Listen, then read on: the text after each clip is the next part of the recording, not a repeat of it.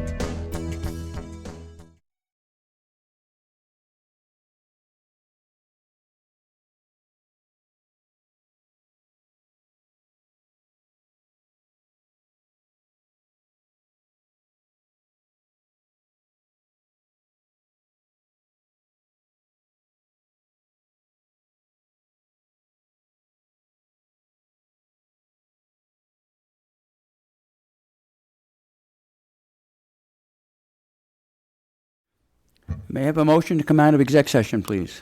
So moved. Second. Any discussion? All in favor?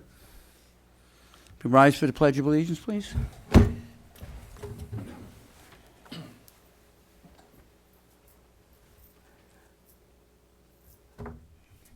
I pledge allegiance To the flag of the United States of America and to the republic for which it stands, one nation, under God, indivisible, with liberty and justice for all.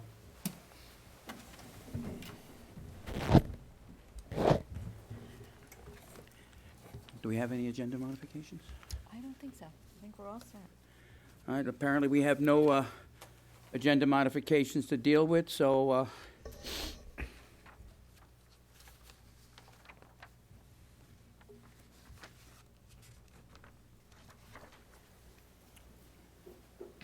read over your shoulder until I get my computer up. Yep. Please. We should adopt the agenda. May I have a motion to adopt the agenda as presented without any modifications? So moved. Second. All in favor? Any discussion? All in favor? All right, the motion is carried. We adopted the agenda as presented. We'll go into Pride. Okay. Got my mic out. We have some official pride we'll get to in a moment. First, I wanted to just announce that once again, our students via classroom teachers, art teachers, sent over 1,000 items, cards, letters, Santa ornaments, chocolate bars, snowmen, everything to the servicemen and women on the USS Roosevelt. The Hyde Park American Legion generously shipped the items, meaning they covered the cost, and they were sent on Monday. And I give a shout out to Deb Rosen, who coordinates this for us. This is also in coordination with the Historical Society that also sends cookies as well. So if you went on Facebook, you'd see a picture of the type of holiday treats that our students make for our adopted ship, the USS Roosevelt. So having personally been on the ship and spoken to the servicemen and women, they absolutely appreciate this shipment every year. They totally enjoy it. So we're happy our students are still involved in that. We had some positive press and like to foster those kinds of relationships. But Netherwood School in the Northern Dutchess News was Elementary School of the Week a couple of weeks ago for their environmental artist project, the Stone Spiral project. It's probably snowed over, but again, a nice work with combining the environment, the community, resident artists and environmentalists, and the students were fully engaged, so that was great. The newest newspaper, and a welcome addition, is the Hyde Park Observer, and that is now circulating. And there was a nice spread, a full-page spread on Andrea Samian, who was our artist in residence, working on our portraiture project. If you have a chance to go to Violet Avenue to see the portraits hanging on the wall, and we've seen that at one of our board meetings in the past where he came, and we got to see firsthand what he was doing with the students. It's a great project. It is now moved to Ralph R. Smith, and the work that he does with the students goes way beyond art.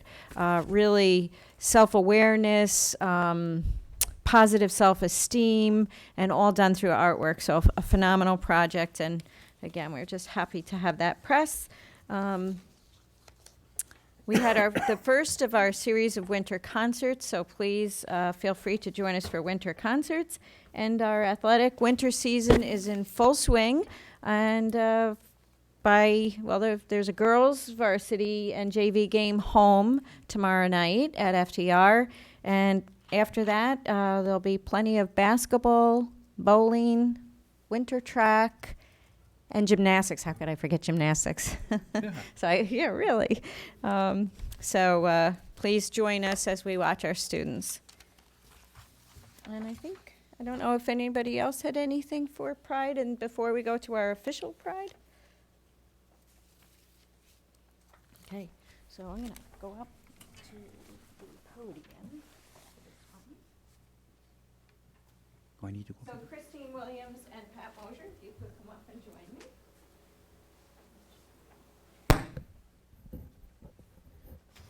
This is take 2 on our public recognition. Is this mic working, Steve? Yes. Yeah, okay.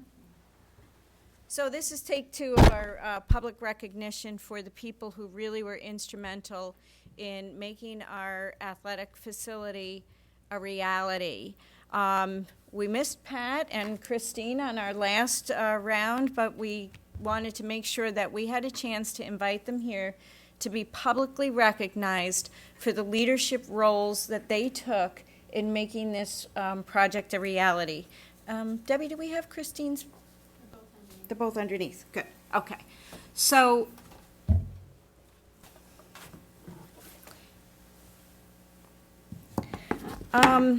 this recognition is for hundreds of hours that these 2 individuals volunteered to make that project a reality. A lot of hard work, a lot of reach out.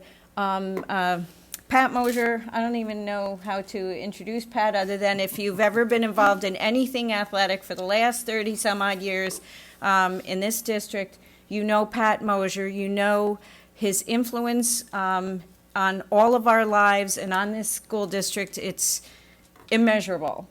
And this project was no different than anything he throws himself into for 110%. Officially, Pat is our athletic trainer, and unofficially, he represents all things athletics for our district. Christine Williams is the cheer booster group, and if you had a chance to look through the program for our ribbon cutting ceremony, the amount of donations from the community and all of the work that our cheer booster club does is unbelievable. And pretty much everybody in this room knows that, our cheer squad is a 2-time national championship. And so not only were they instrumental in the ribbon cutting ceremony, getting the vote out, they are instrumental in setting the tone for most of our athletic programs. So with that, Dan and I would like to publicly recognize you and present you with these plaques for leadership and community service, presented to Christine and to Pat, especially on the occasion of the FDR Athletic Stadium ribbon cutting ceremony on September 27th. So Christine, thank you so much for all you do. We're very proud of all the volunteerism.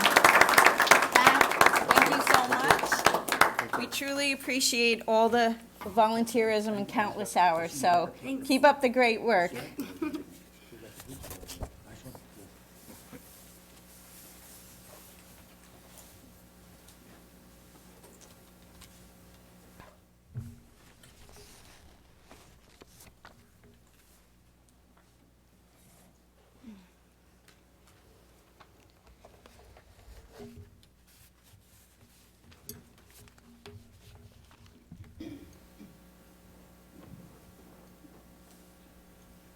And moving right along, we can go on to the superintendent's report. Okay. I have two items. The first is that as of tomorrow, our parent engagement survey will open. We will do a full release of awareness, everything from backpacking letters to school messenger to Facebook to countless ways of announcing our parent engagement survey. It will open tomorrow. It will remain open until January 10th, knowing that this is a very busy time. We will send out periodic reminders. There will be flyers.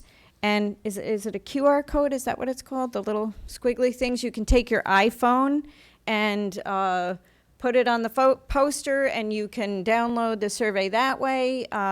You can take it online. If we have your email address, you will get a notification, and it will come via email.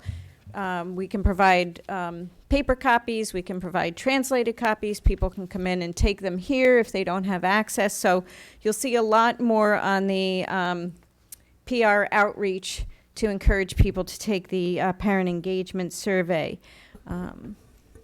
Dr. Fisher, Yes. the QR code will work on any smartphone, not just iPhones. Did I say iPhone? Yeah. Okay, smartphones. Thank you. You tell what I have in my pocket, right? So, the second report that I have just came in today, and pretty much by the time I got to page 7, I went to Cora's office, and I was almost, on the verge of tears, because I have spent 2 years on a state legislative committee, and certainly we have all been embroiled in what we are trying to manage with this Regents reform agenda and the impact that it has on our children, first and foremost, and on our teachers, and not even secondarily on our teachers, equally as much on our teachers, that this has been the most aggressive reform, the most flawed implementation reform that I have ever seen. And so if you have been reading the papers, you know that there have been Senate hearings, public forums, venues of all kinds throughout New York State.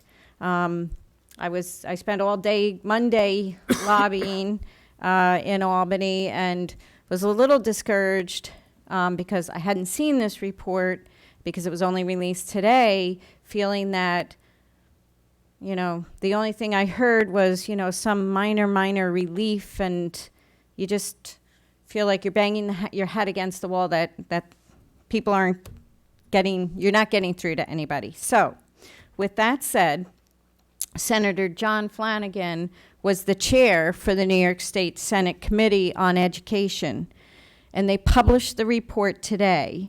It's on our website. I sent it to all our administrators. I'm going to post it on Facebook. I sent it to all the board members. And the letter towards the end of the report from the Senate Commission on Education to the Commissioner and Merrill Tisch, of the Chancellor of the Regents, is politely scathing. But more than that, it's the first time in my 25 years in education that I really feel that we needed legislative action to help us. And so here is, in the executive summary, I'll just read 2 brief passages. This is the recommendation from these hearings. The first are the bulleted items, the action for the State Education Department. Again, first time in my knowledge that we've had legislative action to move the State Education Department. So the recommendation to a State Education Department is to expedite federal waivers from mandates on various testing restrictions, including those for students with disabilities and English language learners, big concern of ours. Produce, this is the action for state ed, produce missing modules for the Common Core Learning Standards immediately. Align assessments proportionally to curriculum actually implemented. Delay operation of the data portal for 1 year. Increase funding for professional development for the Common Core Learning Standards. I can also say that I can't speak for most of the state, but in my service on the legislative committee, I have a feeling this proposal will be widely supported by the legislative people in New York State, especially because their hearings were very public, very well attended, and the report is very comprehensive. So this is the action that's proposed that the state legislature take. A P2 bill, which would ban standardized testing on pre-K through second grade. Second bullet. An unnecessary testing bill, which would require the commissioner to expedite a review of APPR plans solely to eliminate unnecessary student assessments. 3, a privacy bill, which would strengthen protections of personal information stored on the statewide data portal, establish significant civil and criminal penalties for unauthorized disclosure, and create independent oversight within SED on matters related to privacy. And the last one, a truth in testing bill would require the commissioner to report on the effectiveness of Common Core state tests and require an independent audit to review and evaluate the Common Core testing program. So after many public hearings and lots of work, it was very heartwarming to see that this Senate these Senate hearings related in this type of recommendations. And I just wanted to point out one other thing. In the letter that was sent to, I should have marked this. Okay, in the letter that the Senate Committee on Education sent to the Commissioner and Chancellor Tisch, the most important part of the letter, as far as I'm concerned, was he reiterates that, sorry.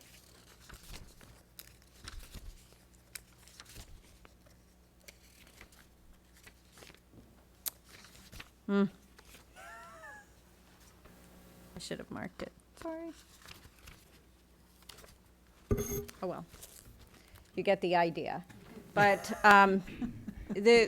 what they reiterated over and over again was that the natural progression for anything, oh, here it is, for anything is to implement, align, and then assess. And if you understand what's happened in New York State, it has been completely the reverse. And basically the letter indicates why would anyone in any industry reverse that order.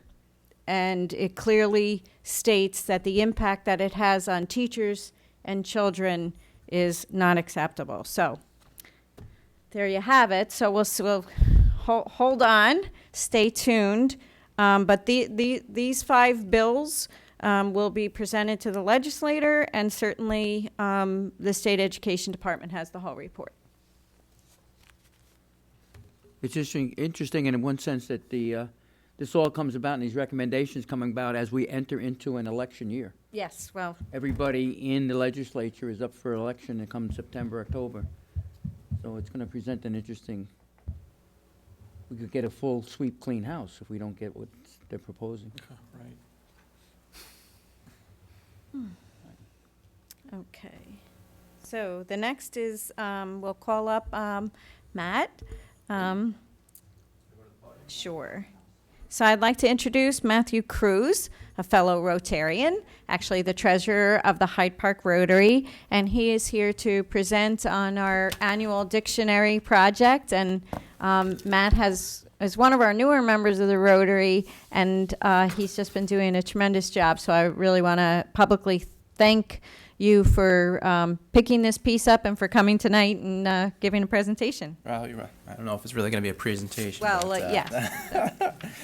Thank you. My name is Matthew Cruz. I am a member of the Hyde Park Rotary Club, and I'm here to represent the Rotary Club and just ask the board permission. One of the great initiatives that the Rotary Club really likes to take on is literacy and promote literacy.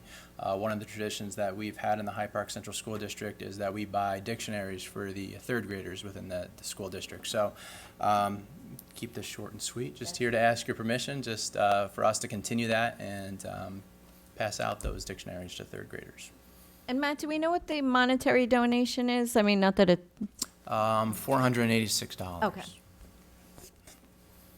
And so we will vote on that, but you don't need to stay at the podium for when they get to authorizing that. But thank you. And Thank you. please let the Rotary know we really appreciate getting those dictionaries every year. And we have discussed, is it still viable to give students dictionaries? And after lengthy conversations and exciting children about words and definitions and spelling and what the teachers do with them, we determined that, yeah, we're still going to move forward with hard copy dictionaries, and maybe we'll change gears at some point down the road, but not now. Thank you. I like the choice of words, exciting them about words instead of threatening them like some of the Common Core seems to do. Okay, and next I'm going to ask Wayne and Elliot and Jill for our presentation on Synergistics, our energy education update. And Wayne, I don't know if when you get started, you might want to introduce some of the other folks. Thanks.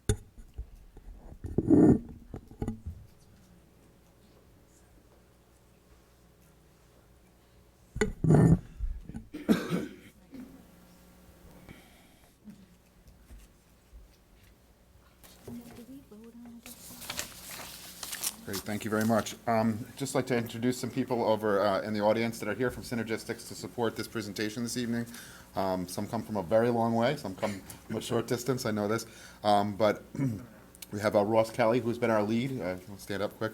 And he's been with us since the very beginning of the project, so we thank you for coming. We have Chuck, and I'm going to say this wrong, Fasnat, and he is the VP of Sales, and coming from Dallas, Texas tonight, so thank you very much for coming. And we also have Paul Hammond, who's our data lead, and you're coming from Philadelphia, so I came a long way to be here at this meeting with us tonight, so we really appreciate that. Some will be joining us in some of this presentation, and certainly for questions that follow. So with that being said, we've presented quite a bit over the last year since probably it's been 2.5 years that we've been presenting on this energy education program through Synergistics. And the Hyde Park schools have taken a proactive step in good stewardship of our budgeted funds and energy by partnering with Synergistics on a comprehensive conservation and management program, very much a cultural shift in the district. In addition, Hyde Park, through this program, has put an application to become an Energy Star partner, moving towards Energy Star certification. So we're on our way there, all great things. So just a little bit of history for those of you that have not followed this. In March of 2013, the Board of Ed had a vote to join forces with Synergistics. In July, Jill Paracella, who is part of our energy specialist in the project, joined the district, and we're very happy to have her. And September of 2013, the district's energy policy and guidelines were adopted and put in place for the district. So now the fun begins. So tonight, I just want to tell you what we're going to talk about. I'm going to discuss the program implementation, how the savings works and how that flushes into where we're going, and just a little bit of discussion on the baseline. Formal audits commence following the adoption of program guidelines. So Jill's actually out in the buildings, doing audits, 15 to 20 a week, right? Jill continues to meet to review the program with all key players. She meets with me on a weekly basis, and Elliot on a probably daily basis, right? Jill will continue to collect data in preparation for her first financial savings report to the Board of Ed, scheduled for February of 2014. And the reason that we're holding off on the financial portion is that we don't yet have enough bills. Heating starts in maybe the end of October, November. So we're collecting that data. So our next presentation, which we schedule for in and around February, will be including the savings that are going on. So with that being said, I'm going to turn it over to you.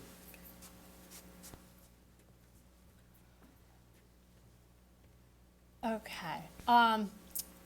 Our biggest opportunities to save energy are obviously in the buildings, and they're when people aren't there. So when the kids go home or over breaks, we have the opportunity to save extra energy as much as we possibly can.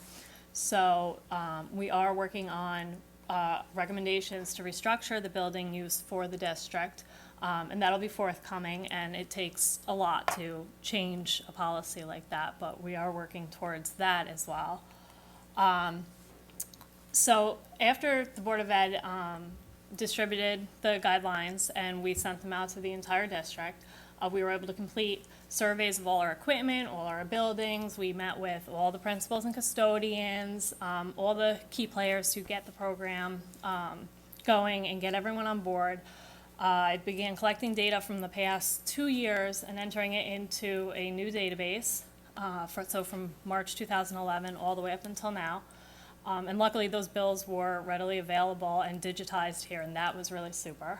And I've been working with the engineers from Synergistic to quantify the adjustments that we need to make for all the capital work that was done previous to this program coming in, because that has to all be accounted for, because you spent millions of dollars on capital work, and that deserves to have its own savings. I don't get to take any portion of those savings. And I've been working with Synergistic consultants on remote visits for our EMS system, which controls all of our, well, some of our mechanics in the building. I do about 10 to 15 weekly building audits during all time periods, morning, night, afternoons, weekends, a lot on the weekends, and late night when nobody's there. I do the bill collection, enter it into the database. We're collecting all the bills that come in. I work on the EMS, the scheduling, and all the controls that we do have in the building. And I've been working with the Energy Committee and the Facilities Department, and everything that's going on that regards energy, we try to work all together.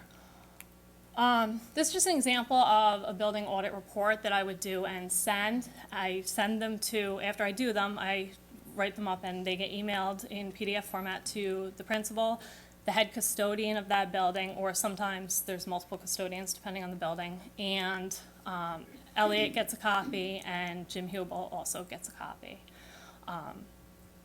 So I look for things in the building, if we're following our lighting guidelines, if, thermostats are blocked or broken. If the first place I always go is the boiler room, make sure everything's running the way it's supposed to be running. I listen for things that are on that shouldn't be on during those times of the day. And a thorough building audit does take a while, sometimes an hour, sometimes an hour and a half, depending on the size of the building. So I already said that we were entering all the last 2 years of bills to make our baseline. We need to have a baseline so that when we enter in the new bills, that we're comparing it to how the buildings were running previous to the program. And everything's taken into account, heating degree days, weather, all the baseline is from our bills. It's from all our historical data, and we put in all the historical weather data, so everything is in there. Our bills are on a 1 to 2 month delay, so that's why we have a delay getting everything in, because Central Hudson only bills us, for the previous 2 months. So we're looking at February for the data release for that. We use Energy Cap accounting software to measure our savings and to create our database. And that is a third-party owned software. It's made by Good Steward, and lots of big companies use it. GM uses it. Lots of universities use it, hospitals. So it's nobody, we don't own that. Synergistic doesn't own that. It's totally third-party. And it uses a correlation regression analysis to do the savings, which is a little bit technical, but it's, all the formulas are in there. And all our adjustments are done by professional engineers. They're not done solely by me or the facilities department or just consultants. They're all professional engineers, and they're put into ECAP, and everything is checked by all the PEs, so it's all legit. This is an explanation of what the savings looks like in our software.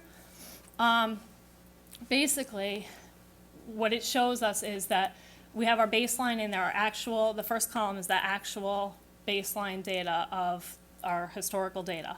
And the next column, that second column that's a little bit higher, that is the baseline when we adjust it to today's conditions. We have to adjust it to today's weather conditions and degree days, so we're comparing apples to apples, because you don't want to compare things that aren't the same.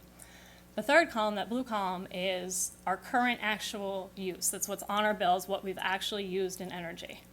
And the difference between that baseline that's adjusted to match today's conditions and our actual usage is the orange box there, and that's what we've avoided using. It's not money that we have, it's money that we've avoided spending on utilities. And that's how the software shows our savings. And that can be done for all our utilities: electric, natural gas, oil, water, everything. Oops. What did I do?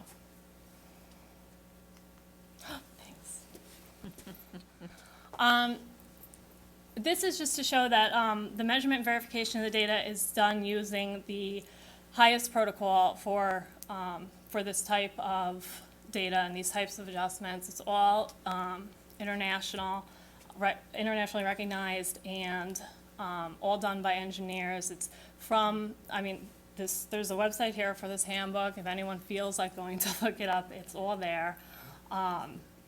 And everything is done by the engineers, like I said. There's different options to use for our different adjustments, so everything is done to the highest standard for that particular adjustment or that particular utility that we are calculating and adjusting. So the capital upgrades that we have to take into consideration that we have to adjust for are the 5 schools that got boiler plants this year: Roosevelt, Haviland, Ralph R., Violet Avenue, and Hyde Park Elementary. Netherwood and North Park did not get new boilers because they weren't needed, like these schools needed them. The new hot water heating lines at Haviland, the interior and exterior piping that was done for the hot water that provides the heat, and the conversion from oil to gas at Hyde Park and Violet, and our new lighting on our new turf field. This chart just shows how we've converted our oil to gas, because all our baseline data is in oil, in gallons of oil. And going forth, we're going to have all our heating data for Violet and Hyde Park in gas, and that's measured in 100 cubic feet instead of gallons. So we have to, it's just a basic formula, converting the gallons of oil into MMBTUs, and then converting that, however MMBTUs are in a therm or a CCF, and just changing it over. That way, we put in all our historical data in CCFs. That way, when we get our new bills, we can continue entering it in CCFs. So we're comparing apples to apples. We're going to talk about the method of our adjustments. And did you just want to explain why we don't have the adjustments yet, how they're doing those? Right, we started the adjustments, and then through. Could you use the microphone, Sure, please? sure. We started our reviewing the adjustments. I'm the data lead, so I work with the professional engineer that would be doing the adjustment.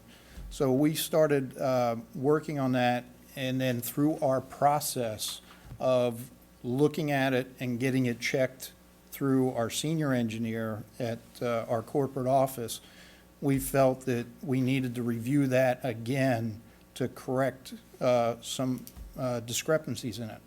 So with that, that's kind of the delay where we're at. On Tuesday, a professional engineer is going to be in district, and I'm going to be here also, working with Joe and Elliot to get all the data together so we can complete those adjustments and get them in. And again, have them reviewed one more time. The way we're going to adjust for the new boilers, because the new boilers that they put in, we're told, they're 85% efficiency boilers. What we have now, well, what we had before were 70% efficiency boilers. So we have to take the efficiency difference into account. So what we do is we use the actual data from the baseline, and then we compare it to a simulation, a model simulation of the building. So a professional engineer puts all the building's data, what type of building it is, what utilities it has, what size it is, how it's used, everything into an AST simulation, and that tells us what the building should be using and what the building's efficiency should be. That is then compared to our actual usage. And if those two numbers are within 10% of each other, it tells us that our data is actually valid, and it can be used to compare the difference between the 70% and 85% efficiencies. Then we use that difference and divide it by the numbers of days in the month, and that's just a daily heating adjustment that's made then for each day, so that you're getting that extra 15% efficiency each day, and the program isn't taking credit for that extra efficiency. The hot water lines at Haviland are kind of tricky. We have to take into account all kinds of parameters, the type of metal, the size pipe, the insulation. They're not in the ground anymore. They're above now inside the building. And we have to take into account the temperature in the ground and the supply temperature, the hot water and everything. And we use that to calculate the heat loss from what we had, our old pipes, which were really, really bad, to the new pipes that work the way they should. And that heat loss allows us to do the same thing as the boilers, is to take a difference in efficiency and use that as a daily adjustment. So that's the last part of what we're working on now are those heating lines at Haviland, because we want to get that exactly accurate the way it should be. So the program is in full swing, and we are learning more about our facilities and what's working and what's not working and what's running when it should be and what's not. The audit reports are very helpful in determining areas with issues and where we need to troubleshoot, because it allows us to see where preventive maintenance hasn't been and where it can be. So we're already seeing some savings, and in February we'll be able to share actual data and numbers then. I think that's it. Yeah. That's it. Close up, yeah. So in conclusion, Jill's a welcomed addition. We're very happy to have her. The team works really well together. Thank you to Elliot for his support on a daily basis to Jill. This is really an educational experience. It was called energy education, and that's some of what we're learning about, and we're learning as we go too. There is involvement from the district at every single level, from from a teacher to an administrator to a custodian or a school lunch professional, and we look forward to the training and the support from Synergistics on learning more about how to change the way we think about energy. And again, just want to thank everybody for getting together for this presentation tonight, and we'll open up for any questions. Are there any questions from the board? Will the work that you're doing enable us to detect when or if something goes wrong with our systems? Yes. Even right now, any complaints that come in or things that we think are wrong, I can investigate during off times when you might not necessarily have eyes in the building, and that's an extra asset. And then we can look on the computer too, and we're in the process of tying in these new boilers to our controls and everything. And we can see what goes wrong there. And I can see, even when I'm not here, I can see our controls and see what's going on in the building. So it allows us to troubleshoot things that go wrong, even with equipment, so.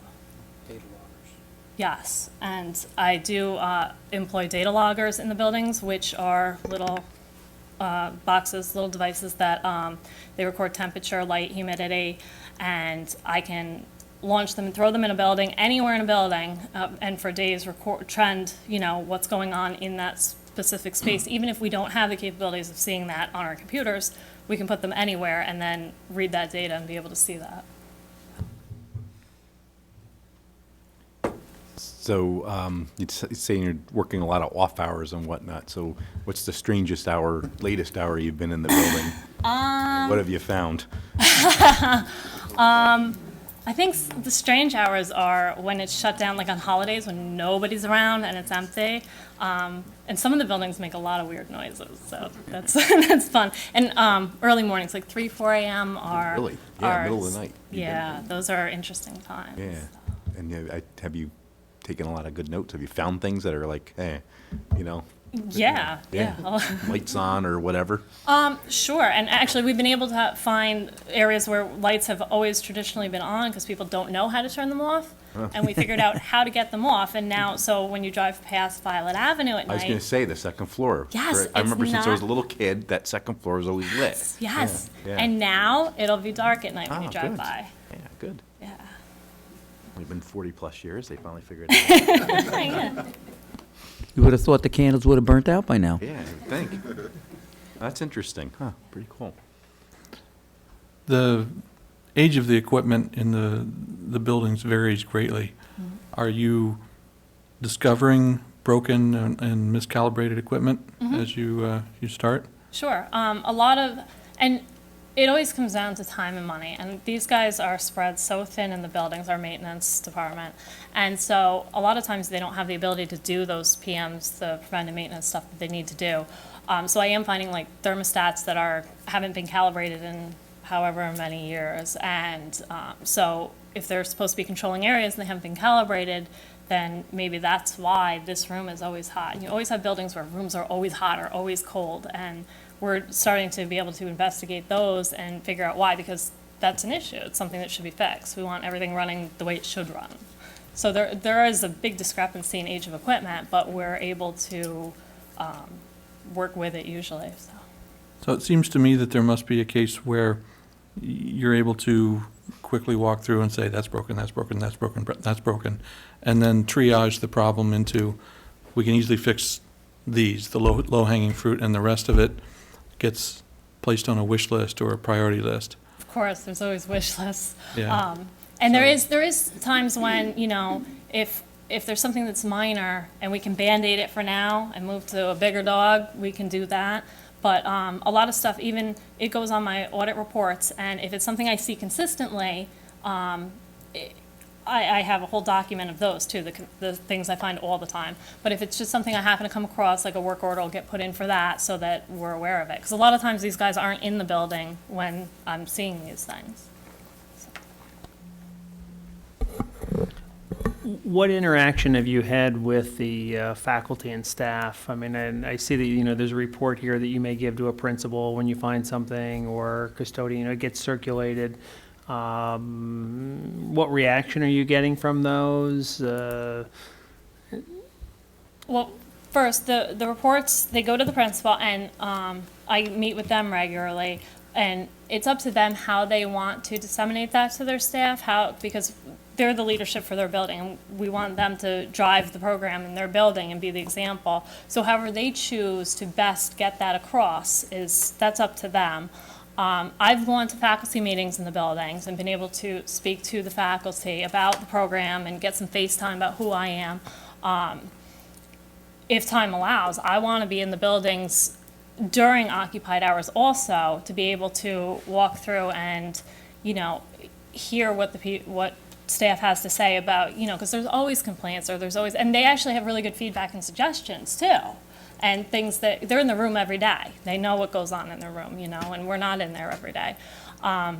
And I want to be able, once, it's a lot of work in the beginning to get the program implemented, but once it's implemented, I want to be able to do assemblies with the kids too, because the kids are going to take it home to their parents, you know, and that's kind of how it spreads. And they're going to be the ones to remind the teachers, you know, you didn't turn off the light. Kids love finding something to correct you about, you know. So I have done that in the past, gone to science classes and and actually Elliot and I went to Haviland to their ecology club meeting, and we got to speak to them. They had tons of great questions, and so we did get to do that, and that was pretty great. Great. Anything else? Yes. Jill, when you compare the oil usage to the natural gas usage, you know, I know you got your conversion numbers here. Natural gas, it's metered through, so you know what you're using. Oil, it's you're reducing the tank. So how close can you get on comparison on what you're using in oil as far as gas? We're pretty exact with the oil. The way it's done is the tanks they have tank meters on them Right. that measure the gallons of oil, and those readings are called in weekly to Ann Fashion at F&O, and she records them. And then before we get a delivery, the custodian that is there at the time has to read the tank meter before the delivery and after the delivery, because you never know if they say they're giving you what they're giving you.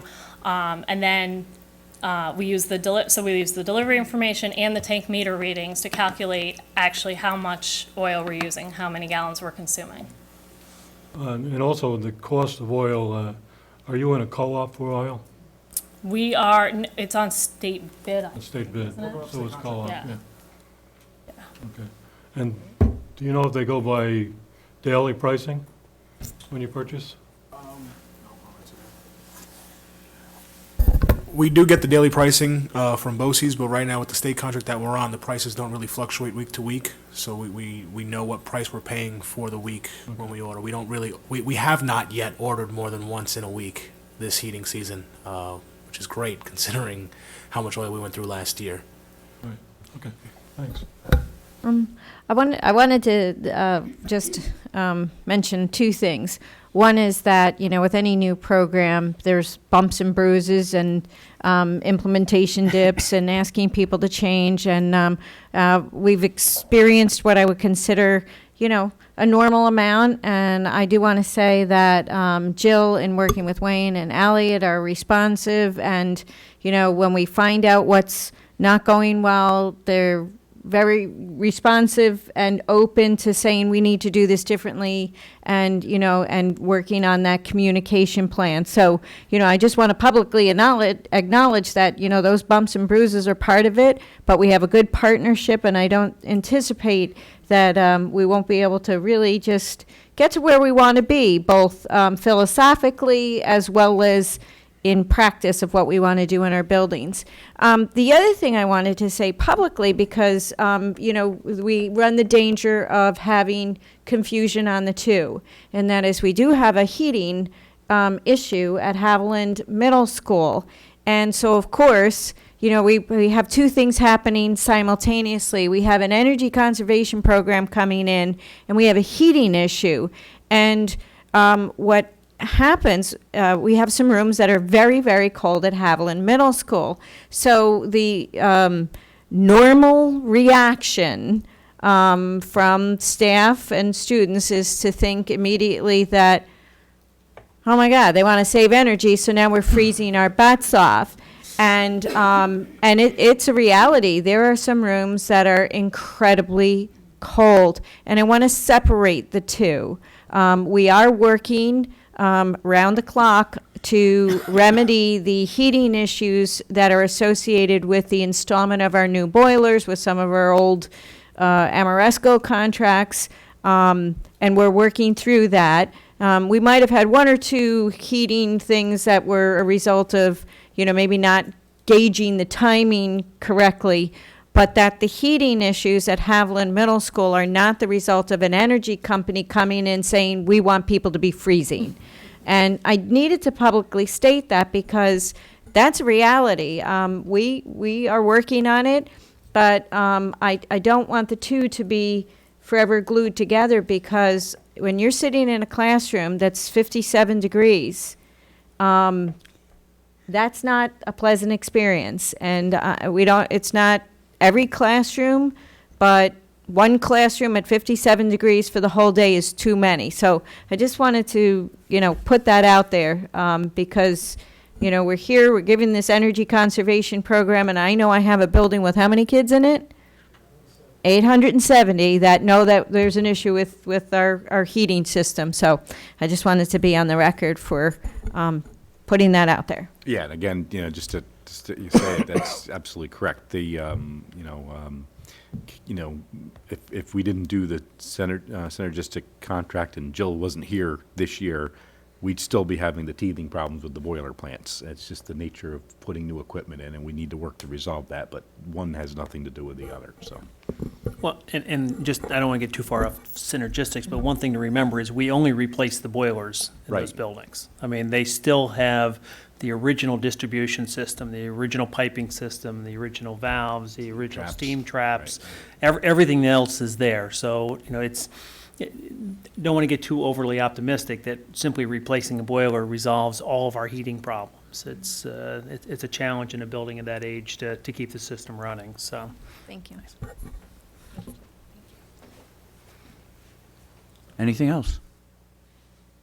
Well, thank you very much. Been very informative.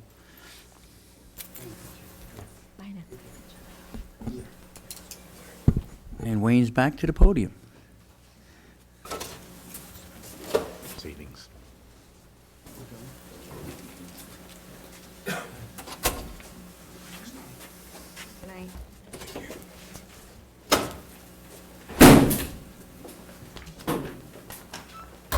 It's like 10 little Indians, and then there were 2. Gotta get back to Philadelphia, right? All right, Wayne's going to give us a presentation now on the cost containment issues, not issues, but cost containment efforts that are going on in the district. As another approach and another finger in the pot that we're trying to save money for, to be used as much as possible for the education of our kids and not other items.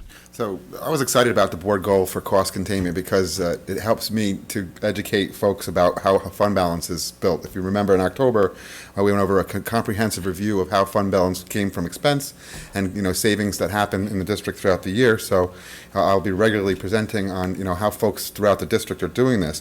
I presented it in the all administrative meeting and reached out to folks and asked them, how are you saving money? Ask around your building. So I got things from, how they're saving money on the purchase of office supplies to, large-scale things that happen in the district. So with that being said, I'd like to share with the community and the board how cost containment's going on in the district during the first half of the year. So we strive regularly to contain costs in an effort to maximize its budget dollars. The superintendent puts a great message out when we hand the budget out: do the best you can, and everybody does, and they really do. And I think people like to share when they've been accomplished through this. And like I said, the Board of Education did make quarterly reporting on cost containment efforts one of their goals for 13-14 year. So. Cost containment efforts have been grouped into the following categories. Some of them take, maybe a year to accomplish. Some take, 6 months, and some may take a day. So there's categories that we'll see in, for future presentations for those that are in progress, and then things that we've actually saved the money on, and some other examples of things that, maybe in the hopper or halfway in, halfway out, that kind of thing. So some of the actual savings, the purchasing agent came to me I think it was July or August, and he said, Wayne, there's this penny sale going on at Staples. And so, I thought that was a great idea. I looked through the book. I'm thinking there's probably at least 600 or 700 items for a penny.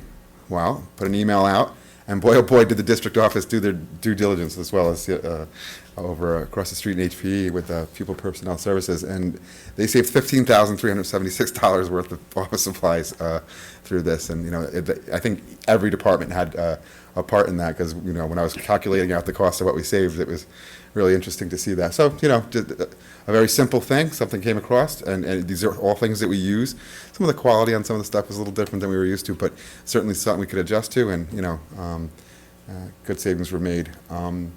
The district has reduced paper use thanks to Ms. Fadgen in the Facilities and Operations Department. She keeps very good records of how paper comes in and out. We have a centralized system where paper is delivered on a regular basis, and as a result, she's marking this up. So I said, show me this category of, of this time portion of the year versus last year.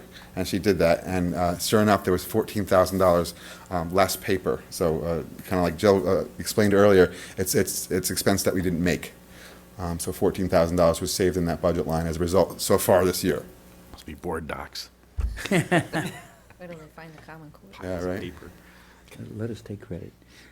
Due to the DEHIC's board's fiscal oversight, the district will receive a premium holiday. We participate in a consortium with other school districts from 3 or 4 counties for which decisions are made at a local level. And this month, we will not have to pay our premium, and that's $1,102,000 for us in savings. Pupil Services are now processing Medicaid, and I'll tell you, there's a phenomenal amount of good things going on there. We used to pay BOCES for this COSER, and right off the bat, we saved $28,000. But then Joan Powers, who does this work for us, took it an extra step, and she looked at stuff that BOCES might have not been doing or finished when they were doing it, and on the next slide, we recognize an additional $59,000. So, kudos to that department for taking on that responsibility and doing a really good job with it. So, again, it's all over the place. Here's a good one. Jill and F&O found a billing error as she's inputting her her information. She's like, Wayne, there's taxes being charged to the district. Well, we all know that we're tax exempt. It looked like they never switched it from the boilers, steam fitters union, to us when we bought the building, and this was corrected, and we immediately received $7,000 right off the bat, and we're looking forward to more savings because we went back several years. The only difference between that, the initial savings and what we plan to get later is we have to apply to the New York State Department of Finance to get the, and it seems like $22,000 is the next step that we'll get for as far back as we can go on taxes. I don't know when that came up again.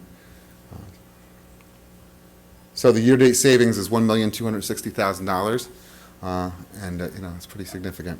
We're going to email this to Doug Eggleton? Yes. He apologized Yes. for not being here Oh, tonight. he did? Oh, okay, good, I didn't hear. So some other things that are in progress, and we belong to, there's a new law that was just put together called cooperative purchasing, and that law has been signed by the governor allowing New York State local governments to piggyback. So we're currently researching what that might mean for us and how can we get involved. We've gotten on all the listservs, working with the purchasing agent and the business department, along with Linda Steinberg, to look at where can we reach some saving opportunities with that. And that's pretty brand new. So we're kind of waiting for other people to test the water first to see how it goes, and learn from what some other folks are doing. But certainly exploring it. The other thing is exploring the possibility of bringing out-of-district placements from Anderson Center. We had some really good meetings and some real effective conversations and talk about high-cost placements and bringing some teaching centers potentially to our district, and that's a tremendous amount of savings that could happen there, and we've done that before and been successful. So working with Synergistic, just tonight's stuff, we're realizing savings on utilities. We look forward to February to see where we stand with that. So that's again in process. Pupil Services, after carefully reviewing some BOCES billings, we noticed some corrections. We had a couple students from other school districts, and just recently put out the invoice, and we saved $35,000 as a result of that. We got some credits on this year's bill, and I just put the bill out to the district that really belongs to those kids. And had we not been looking as carefully as we had, that $35,000 would have been paid, and but certainly something and good work to have transpired to get that money back. We're researching refinancing of our energy loan. It's like at 6% interest, and I've been trying to get this one for many years now, but the opportunity's finally come to a place where I think I might be able to get it. But it has to be done on the date of the payment, so we're looking into that. We're going to be working with a different bank than we've worked with before, And, you know, when they came to meet with me, they asked me, you know, what was I interested in? And I said, this energy loan that we've had since, you know, for a long time. It's a large payment for the district. And that would be $42,000 over 3 years if we're successful with that. So again, that's in progress, but we'll report on this on the next time that we report on cost containment. Special ed, again, is providing in-house training rather than paying BOCES for training, and there's a savings of an average of $350 per session. So it's something we used to pay for that now we took in-house. That was really good. North Park Elementary School adopted a practice of sending only one notice home per family. You know, some families have 3 or 4 kids. Well, I send the same notice home, 4 times if you have the same parents. So they estimate this saves about 20% on production expenses and people's time and energy and efforts, and parents getting 4 copies of the same thing. The business office moved the reserve funds from our TD Bank account. I was kind of looking at, these reserve funds that are sitting there, and Linda and I had a good conversation about, well, why don't we open up another account at the bank where the interest rate is significantly higher in this, day and age. 0.4% interest doesn't look like much, but if you multiply that, out for a year, over $6 million, it's a lot of money. And we'll see what that nets us as interest rates do fluctuate, probably at the end of the year one. Business office has joined ASBO's International Online Forum, which focuses on alternative revenue sources. So we're not the only ones thinking about this. I think that in tough economic times, a lot of districts are thinking outside of the box.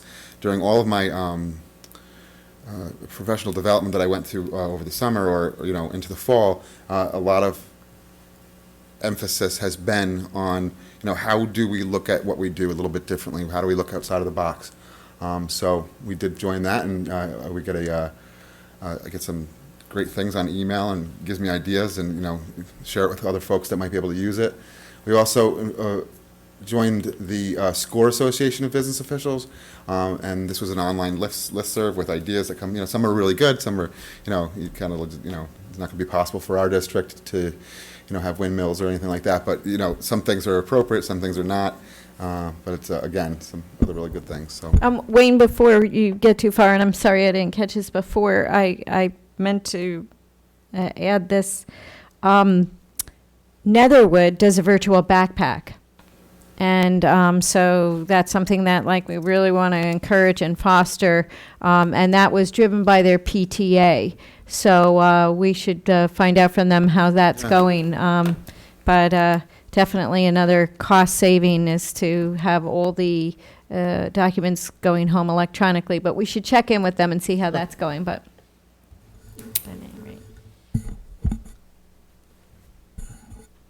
anybody have any questions? Yeah, and a couple of things. First, there's some good stuff in here, and I just was kind of wondering, what do we do to kind of, I don't know, maybe even formalize this a little bit more where, you kind of want to reward some of this behavior, because some people, especially in a institution like this, it's real easy just to say, it's my job, I show up, I do it, and here, and you got folks looking for penny sales and saving $14,000 in paper because of the way they're managing it and stuff. What do we do to reward some of this good behavior and try to encourage others to kind of step up and look for stuff like this? Other than just the desire to do it. But I don't know, and I don't have an idea. I just kind of throw that out there. A lot of businesses and organizations, especially in the for-profit world, they just love stuff like this. You can, wrap up, a bunch of savings and say, okay, you did this, that, and the other thing, and it's because somebody kind of went a little extra distance and did a little more research instead of just accepting the status quo. And I want to kind of, I don't know, it'd be nice to, even if it's like a quarterly breakfast or something for folks that came up with some of these or found some of these things and say, hey, look what I figured out. We can do this, that, or the other thing. That just something that kind of acknowledges and appreciates the it's easy to say as a taxpayer, it's their job. But the reality is everyone's very busy, and some of this stuff just happens because it's not because people are negligent. You just don't have time to go looking for this stuff. So when you do take the extra time to lift a few rocks and say, hey, we can save a little bit if we do this instead of that. I think that behavior needs to be recognized and rewarded, So, and the other point I wanted to make, where was I going to say now? Where was I? Oh, so, so Greer mentioned the virtual backpack at Netherwood, and you got North Park sending one home, for some of this stuff, we need to kind of get out of sorry if I offend anybody, but we got to get out of sometimes of this notion of the four little fiefdoms. If there's a good practice that's saving money, everybody's got to do it. Not just, well, we don't feel like doing that. No, this is how we're going to do it, because we are the Hyde Park Central School District. We're not this school, that school. If there's something that makes sense, it needs to be rolled out to everybody. Yeah, and you bring up a really good point, Kevin. And part of what has been happening, and I will say that we have really moved away from the fiefdoms. And one of the things that's really neat, but it does take a progression, is, so for example, Netherwood, the PTA brought this to Netherwood, so now this is the first year, so we can use this as a model and template, and then branch it out exactly to the other elementary schools. The other thing that I know we need to be cognizant about sometimes too is making sure that we definitely want consistency, especially in cost saving, but we need to make sure that the parents are ready too, and that parents have access to receiving an electronic. So the PTA at Netherwood did some upfront work on the readiness, and really in some ways it's a pilot, but you're absolutely right. If we pilot something and it's good, let's turnkey it to other buildings. So yeah, absolutely. Those are my comments.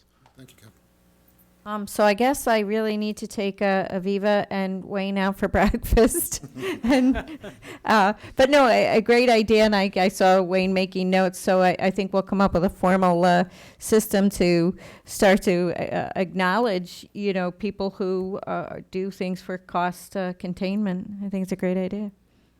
We'll I'm get sure I another- owe Cora breakfast too, so I'll just take it.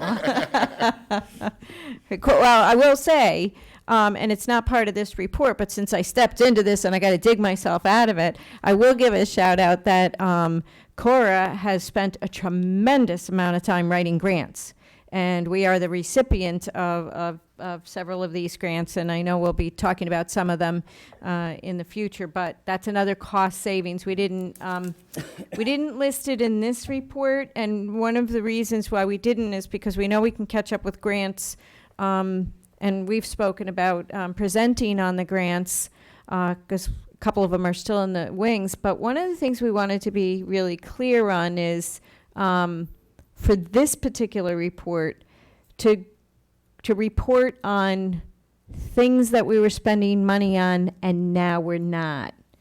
The grants right now are helpful in that they bring programs in that we didn't have at no cost, but they're not taking some of our expenses and reducing them, but we'll get into that.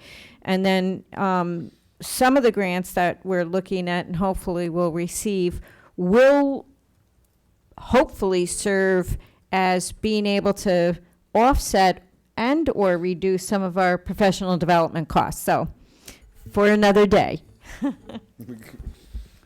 Tune in tomorrow.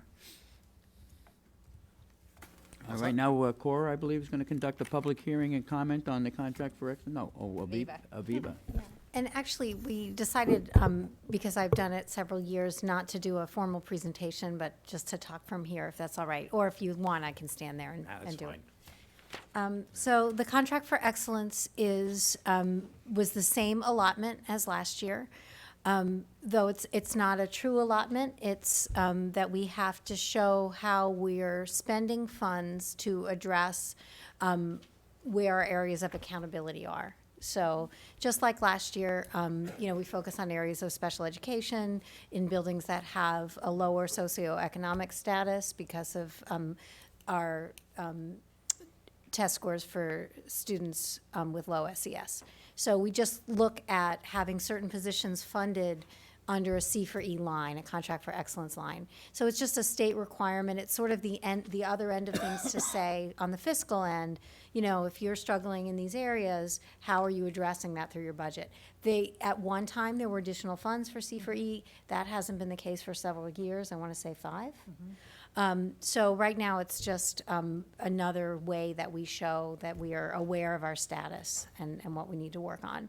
So there are two major documents. One is just actually showing the budget lines by building, and the other is a narrative saying pretty much what I just said and how we're funding positions. So that's been submitted, and at least verbally, we have the approval. So it's posted. This is all required. This is the public hearing, it's posted, comments can come to me, and then I believe there's a January board meeting where it would be approved. Is there a measure by the state that the success of this, once you've identified what monies we're spending and where we're spending it, we got in this hole because of state identification of either not specific progress in various areas. Do they go back and then measure? I don't know if there's I don't see that there's a connection between my contact at state aid that does C4E and the people that are, working on the assessment process and coming. So it seems somewhat disconnected, and each year he lets me know that, well, we're still doing it. Like he hears that that's still in place. So I think it's a pretty loose connection. So there's no specified route or path to I get mean, off of? ultimately, if we're not on any kind of list for accountability, I would hope the word would get to the C4E department to let us know we no longer have to do that, but I don't know. We don't know how to accomplish that because they don't tell us. It's not a lot of work, to be honest with you. All right. It's okay. We can keep doing it as long as they need us to do it. It's not real money. They're not, those positions are not less secure. It's just being paid out of a different line. I think I'd like to be off that list just because every once in a For while all the it does good reasons, appear I in an wanna be off article the in list. the paper pointing out that the following schools have or are or. Right. Right.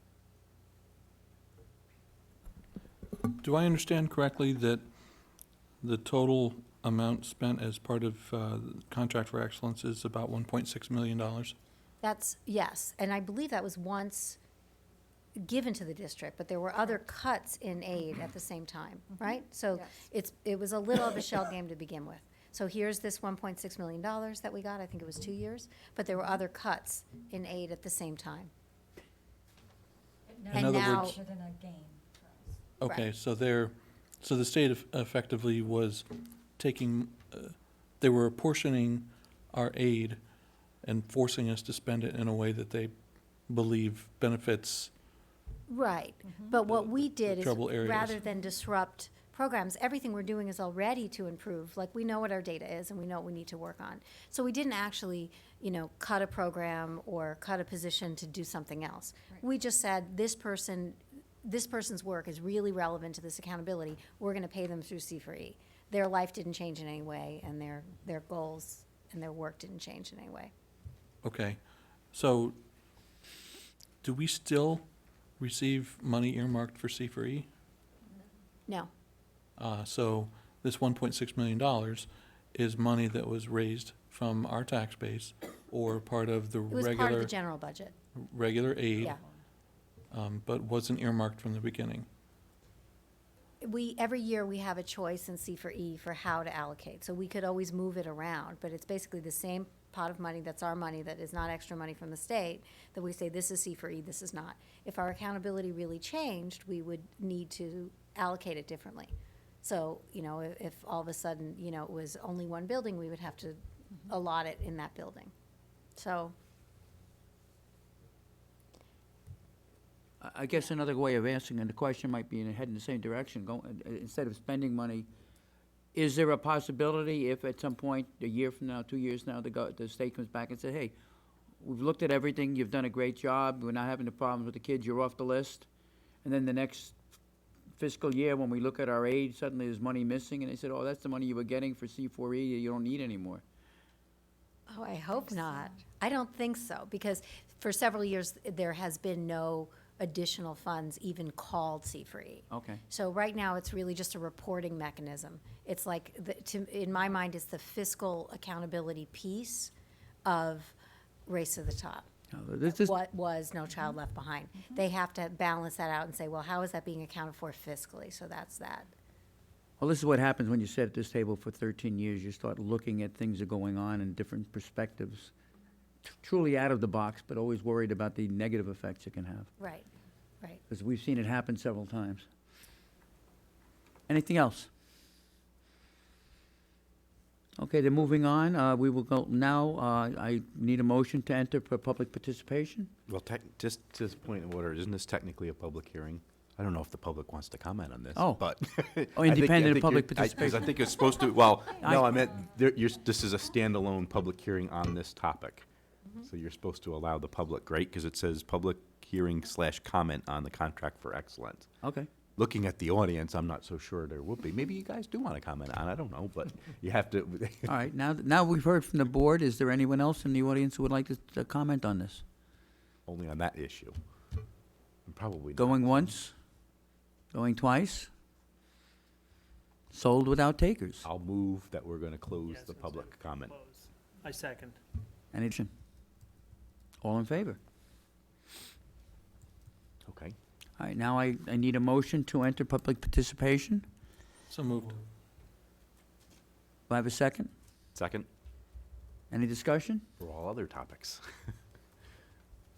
All in favor? We are now in public session. We ask that those who step to the podium sign the sheet that's up there that they spoke, and if they can confine their comments to about 3 minutes, we'd appreciate it. There's no sheet. But No sheet. no sheet. That's okay. Yeah, we don't do that anymore. I don't think we just state your name. Okay. The changes they make when I leave the front desk, I can't believe it. Good evening, everyone. My name is Paige Kelly, for those of you who don't know me. Tonight I'm speaking as a parent of a first grader at Netherwood Elementary School. I have some concerns about the large class size that my son has been enrolled in for the last 2 years. We all know that some detriments that research has shown as a result of large class sizes. Social and emotional development, a major focus in primary grades, cannot be well addressed. Field trips and supplementary learning opportunities might sometimes be limited. Attention from a certified teacher is minimized, and individual conferences occur less frequently. Differentiation is more difficult to implement. Adding a temporary and sometimes inconsistent teaching assistant to these classes, as might have been done in the past, is not a good solution. While it may help with classroom manageability, it does not provide these children with the same quality instruction from a teacher that's being delivered to their peers in other buildings. I worry that my son and his classmates might be in a large class until they reach a grade level where chance might allow them to be in a 3-section grade level. This large group of students is often chalked up to a bubble that occurs at a grade level when, in at least one other case, there are similar numbers of students in other schools in our district who might be split into more sections. There might be 3 teachers rather than 2 for a similar number of students. So for example, Violet Avenue having 60 students in grade 1 while class sizes are 19, 20, and 21. And at Netherwood, there are almost the same number of students, but class sizes are 28 and 27. Numbers similar to this cohort's class size while they were in kindergarten. This puts the NES students at an obvious disadvantage after 2 years of disproportionate class sizes. So this disadvantage will be compounded every time this occurs. If 2 classes in one building were at 20 and 28, adjustments would possibly be made. When we look at our district as a whole, I think we should look at it more as in a whole in this capacity. And also we should look at how many times one group might be part of a large class in consecutive years. I realize definitely that current financial status limits the flexibility we have with decreasing class size by opening new sections. While this is one solution, I think class size concerns might be addressed by exploring the equity among sections across the district. Another solution might lie in giving small class size priority to the primary grades when important early literacy skills are developed. While Hyde Park Teachers' contract specifies that class sizes will not exceed 30, SPAC and KIL's contract specifies different class size goals for different grade levels. So, for example, kindergarten aims for 20 to 25 students, while 1st through 6th grade aims for 23 to 28. As another option, could we make sure that the children who have been in large class sizes in consecutive years might not be in following years? Please consider ensuring an additional section of a grade for students who have already been in large classes, and in fairness, making other sections larger for those who might have benefited from small classes in the past. We should look at need and adjust each year based on where the need currently exists within buildings, and as a district. My son and the other students in his class should be afforded the same teacher attention and instruction given to those in other first grade classes across the district. These children deserve smaller class sizes last year in kindergarten, and if not again this year in first grade, then definitely next year. Thank you.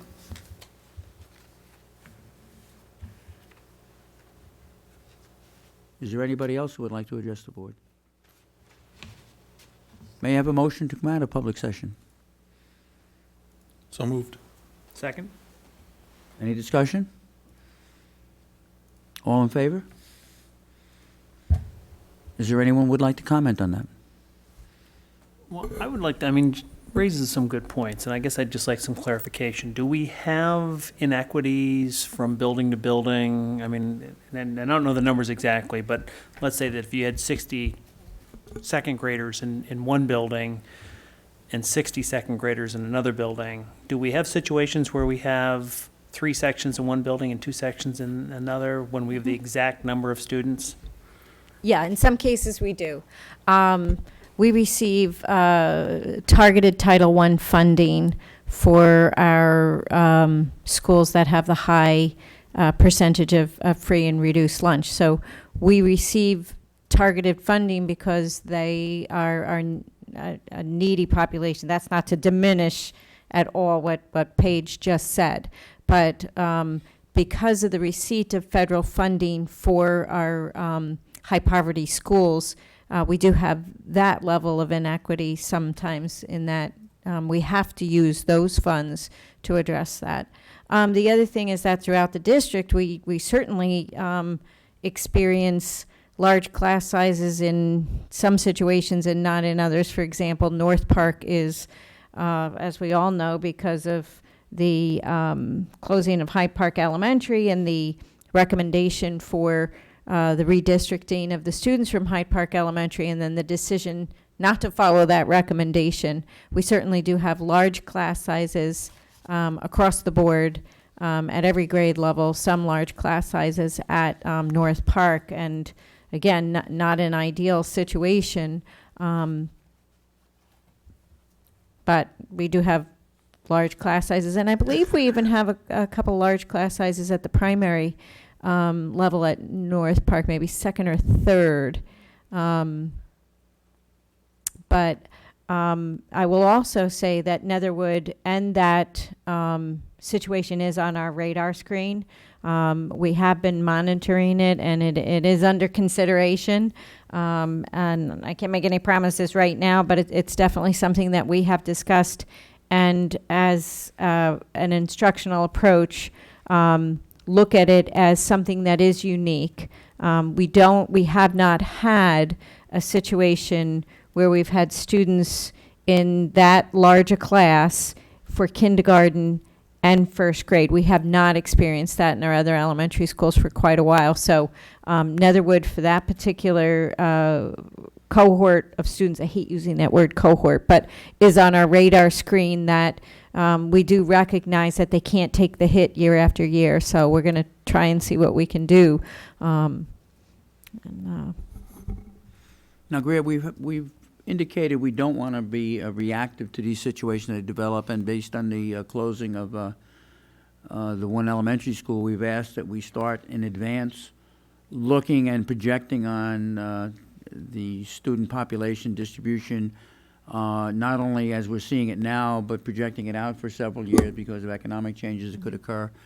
And we've also requested some investigation to a general redistricting throughout the district. These two concepts might lead in the future to, but I think we got to make those types of activities public. And I think what's happened here is we're highlighting a condition that exists today that could persist if we don't identify and look at it as, we'll have a general situation. It's something we want to do for the entire district as redistricting would. But we also have to be aware of these situations with these students. We can't, just effectively discriminate to a small group of students throughout their elementary school years. So we need to be aware of that also. And I would hope that in the future the district will come to us with these figures as well as parents. Yeah, and we have the enrollment report. In fact, tomorrow you get the December enrollment report. So every month we do an enrollment report, and it has the number of sections. And does it have the number of sections? Yeah, then it has the number of sections. Number of sections, total number of students in for the grade, each building. and the average class size per grade across the district. Right. And we see it does reflect a variation in the population of the buildings. And what I've noticed over the 3 or 4 years that I've monitored it is that it's not uniform across all the schools. And Several of the schools are showing a much higher rate of student loss than others. And I'm wondering, I believe Netherwood is not one of those that is showing as a faster rate of student loss as some of the ones closer in, like no, I. Violet Avenue.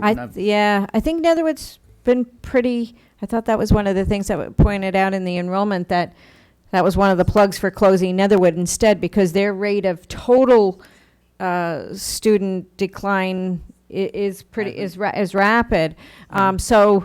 So here we have one of those interesting situations where it's a school that does have a rapid decline in enrollment, but then we had this so-called bubble.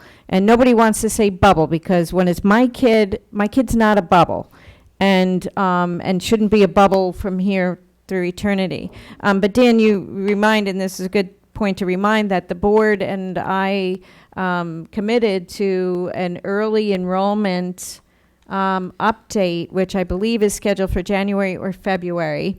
And so that if we need to embark on a redistricting study for next year, we will budget for that. So I think that report is February. The other thing I will point out, and maybe this is a decision or a policy that we look at, but even if we redistrict everybody right now in 4 elementary schools to make equitable situations, we can't control the sale of homes in one particular geographic area. So even if you redistrict to fix it, you could be confronted with the same problem. And the only way to address that would be through some sort of policy or contract negotiation. It either becomes the policy of the school district that class size is such and such at the primary, or or it's collectively bargained through a teacher contract. So the only way to permanently put a stake in the ground is through policy or contract. And that's, a bigger conversation. But a couple of things. Netherwood is on our radar screen.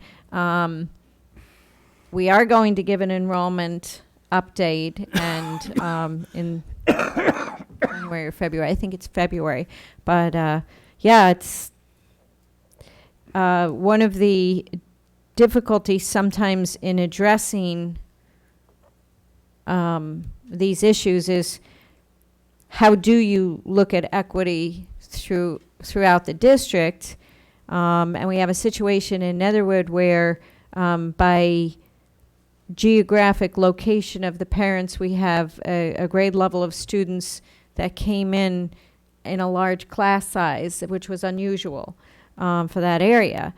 In North Park, we have a situation where we redistrict, and there was a plan to create equity in class sizes, and we wound up with large class sizes because we didn't follow the plan. So if we fix Netherwood because it naturally happened, what do we do with the place where, I don't want to say it unnaturally happened, but we had a plan so that to avoid having the large class sizes at North Park, we didn't follow that plan. So if we remedy Netherwood, do we remedy North Park? And now you're talking about $1 million worth of additional staff. So I think it does become part of a larger picture. I think as we move through with an enrollment study, a couple of things we need to keep in mind. It would be an opportune time to say, if we want to have something in policy, let's put it in policy.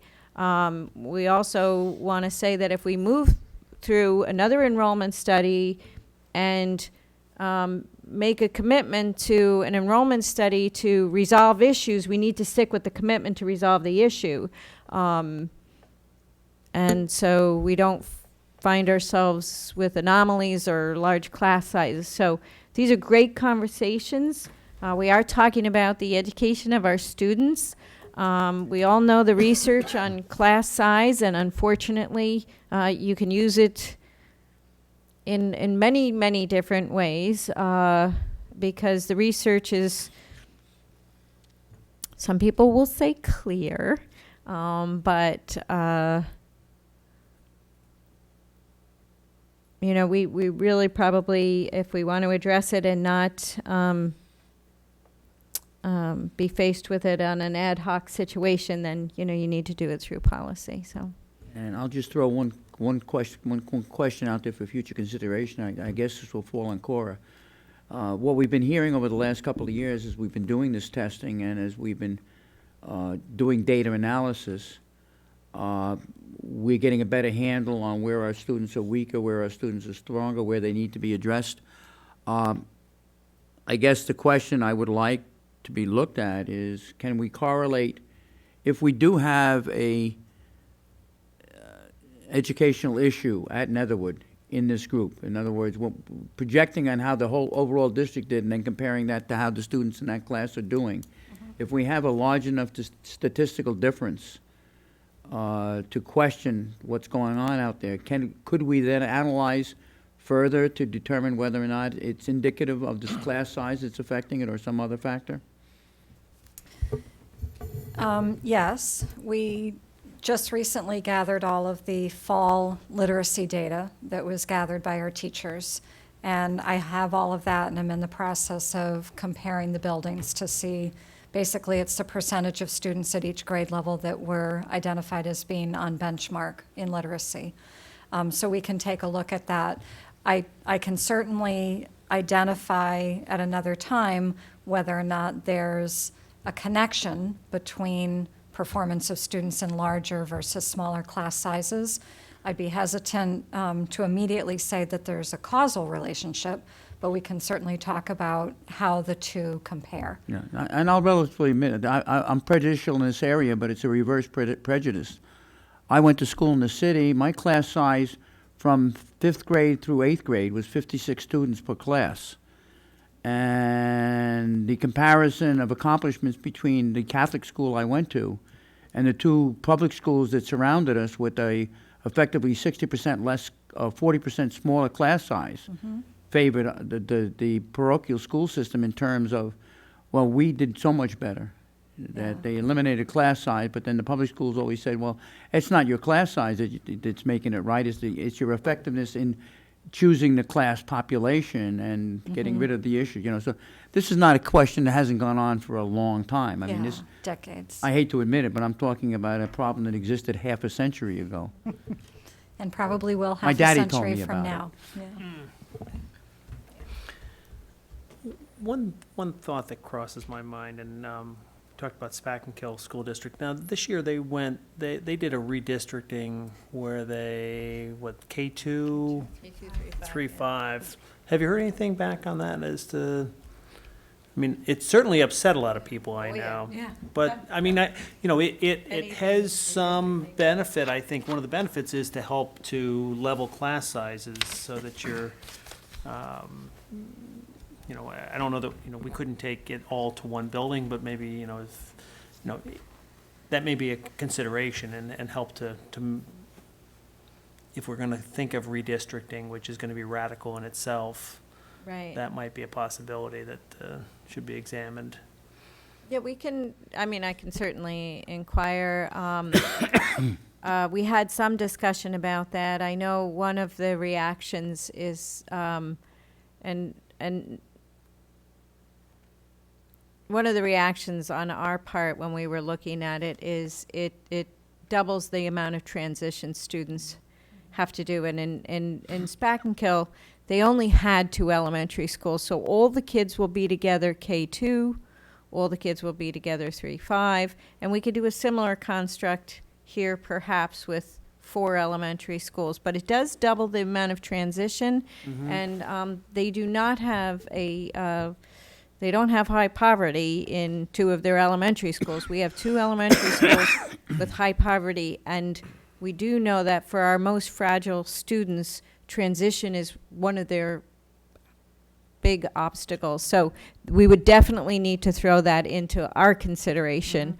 But I think it can absolutely be brought into the mix. It was something that was brought up at the time that we did look at that, and we determined that we wanted to look at redistricting without doing the reconfiguration K2, 3-5 for the transition reason. But we can, again, when we look at whether or not we look at our enrollment, and of course, just to be clear, the reason to look at enrollment is to look at how close are we to closing another elementary school. Won't that be another Not that we're saying we're interesting- closing an No, elementary school. but, Yeah. but it, I just, Cora just gave us the next enrollment report, and we're down 39 students from October. And so the drop in enrollment is alarming, and not just on an annual basis, on a monthly basis. Brace yourself for how the January enrollment looks, because it could go either way, but there's a high level of mobility over the holiday break for some of our families. I'll just comment on the Spackenkill situation. I have a son living in Spackenkill, and his daughter, my granddaughter, was affected by that. And I'll tell you, the biggest complaint, and I get to hear it every time we gather, right after the comment, you board members never, but has been the impact it's had on my granddaughter in terms of the significant change in time she spends on the buses, Yeah. and the effect it's had on her in terms of, basically, they feel her ability to focus during the entire school day after traveling that long between her house and the school, and her ability to focus on getting work done when she gets home after repeating that same process on the way home. It's darn school board. I'm glad you used the nice words. Anything else? Thank you, Aviva. No.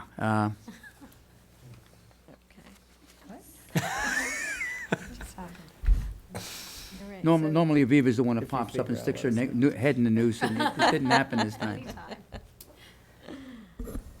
All right, I would like to, there's a lot of gravity to this situation, and I certainly have a lot of sympathy and frustration over the same issue.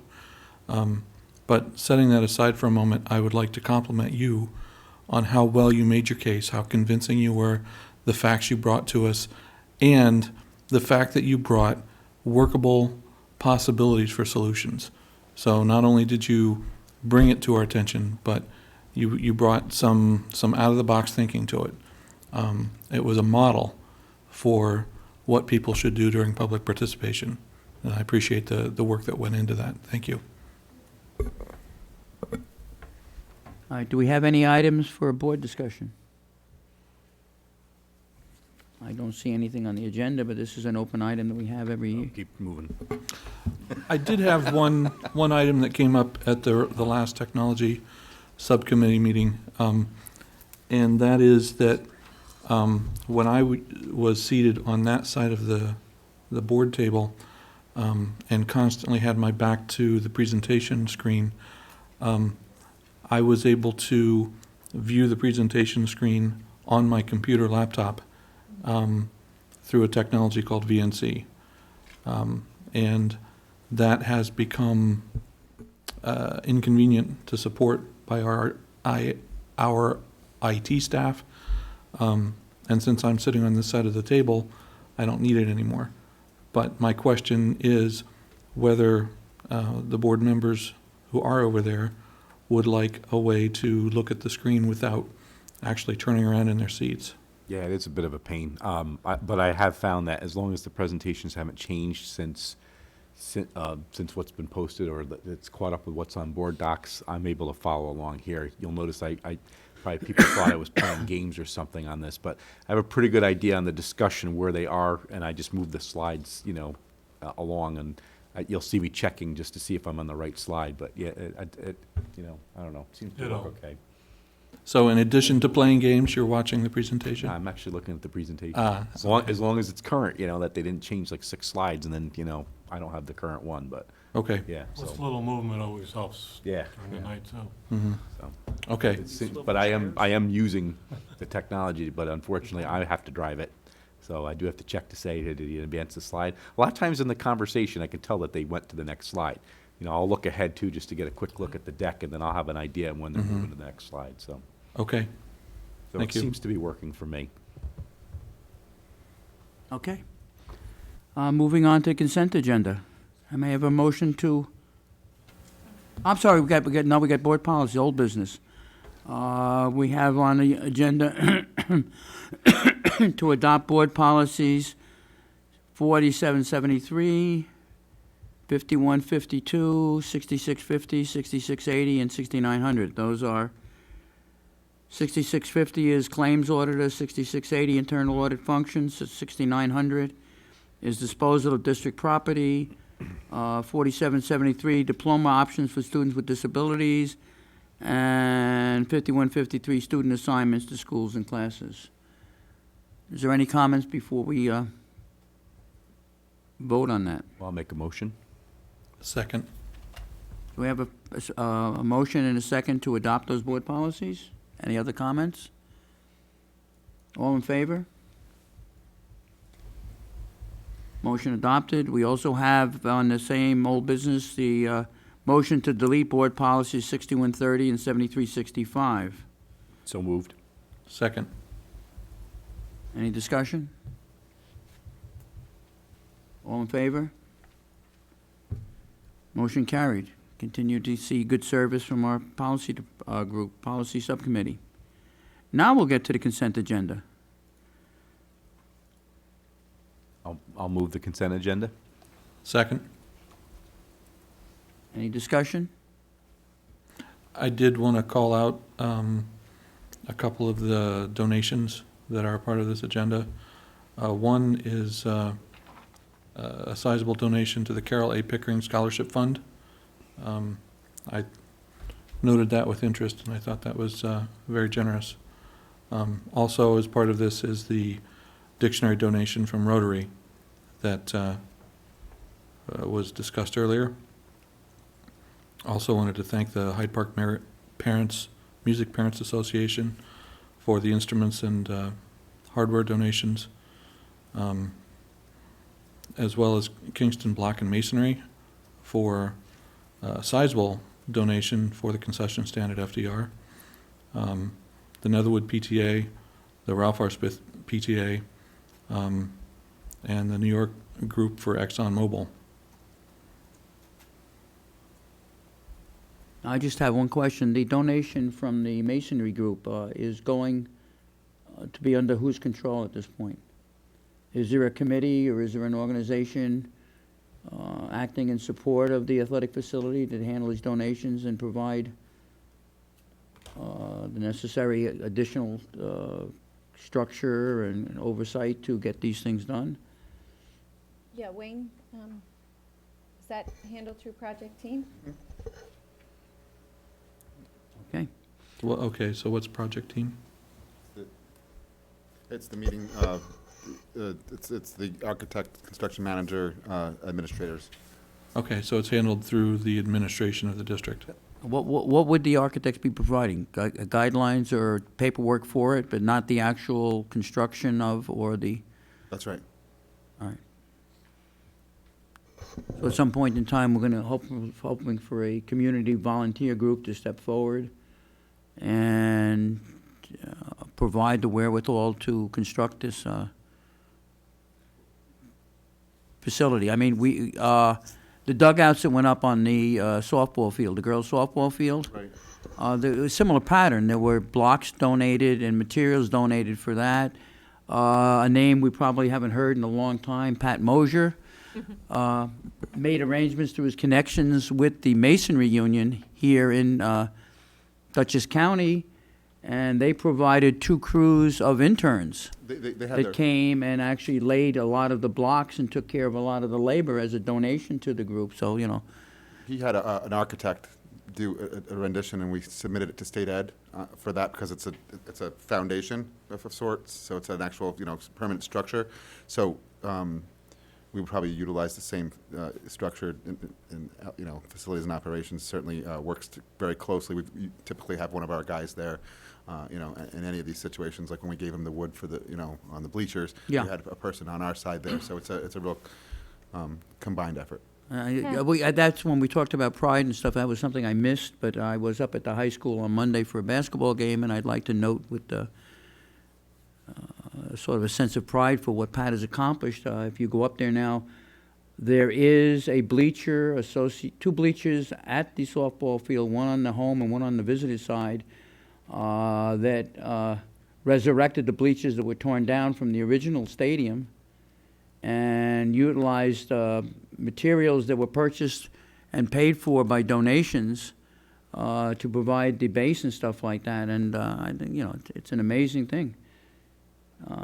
Talk about recycling and greenwares. Here's another case of not smeltering when we could use.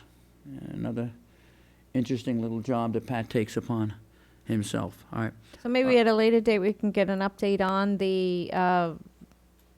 the portions of the ticket booth and the concession stand that are going to be handled through donation. So maybe we can. Sure. And When there we're were, ready you to know, get an as we worked on the plans and went through the second vote, there were several adjustments and changes made, a few of which were elimination of things that were going to be done or partial elimination. I mean, we eliminated the concession stand, we eliminated the gate stand, but we did pour the concrete slabs for both of those. So I'm just curious as to, you know, make sure we have I know a that process or a plan in place to utilize that. It'd be a shame to have those blocks available and nothing going on Oh, to no, carry. there's Oh, they're gonna be- lots going on, yeah. So we will give an update. There's a lot. I know there's already Yeah. architectural drawings. We've got the Keep Hyde Park on track group involved and some of the booster clubs. So yeah, we'll get an update because they're getting donations and they're looking at sketches, and so we'll definitely provide an update. Okay, very good.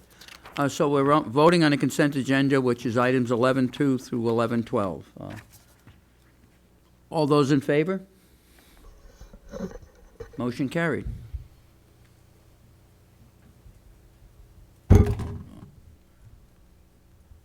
Oh, sure, now that I dropped you on your head, you moved. All right, we're on to new business. Item 12.1, may I have a motion to adopt the special education placements? So moved? Second. Any comments? Oh, it's usually me that makes the comments. And I forgot to unwrap. But there are 67 meetings that we're being asked to approve. And the breakdown is that there were 504 behavioral meetings, 17 CPSE meetings, and 45 CSE meetings for a total of 67 placements. And the effect on the district was that in the preschool group, there were 4 additionally classified students, and one was deemed, of the 5 CPSEs that were recommended, 4 were classified and one was deemed ineligible. And in addition to that, we had 3 students transfer into the district with IEPs, and we've accepted those placements. So we have effectively 7 more students receiving, or 7 new students receiving services. As Aviva points out, we don't directly get a report over the same time frame of students that may have left the district or graduated, and what kind of balance we get for that. Any other comments? All those in favor? Motion carried. We're asked to adopt the budget parameters presented by the Board of Education. May I have a motion, please? So moved. Second? Any discussion? All those in favor? Motion carried. We're being asked to adopt the budget development calendar, which we've had a couple of looks at in the past. We were presented with the new draft of that. So May I have a moved. motion to adopt the budget development calendar? So moved. Second. Any discussion? All in favor? Motion carried.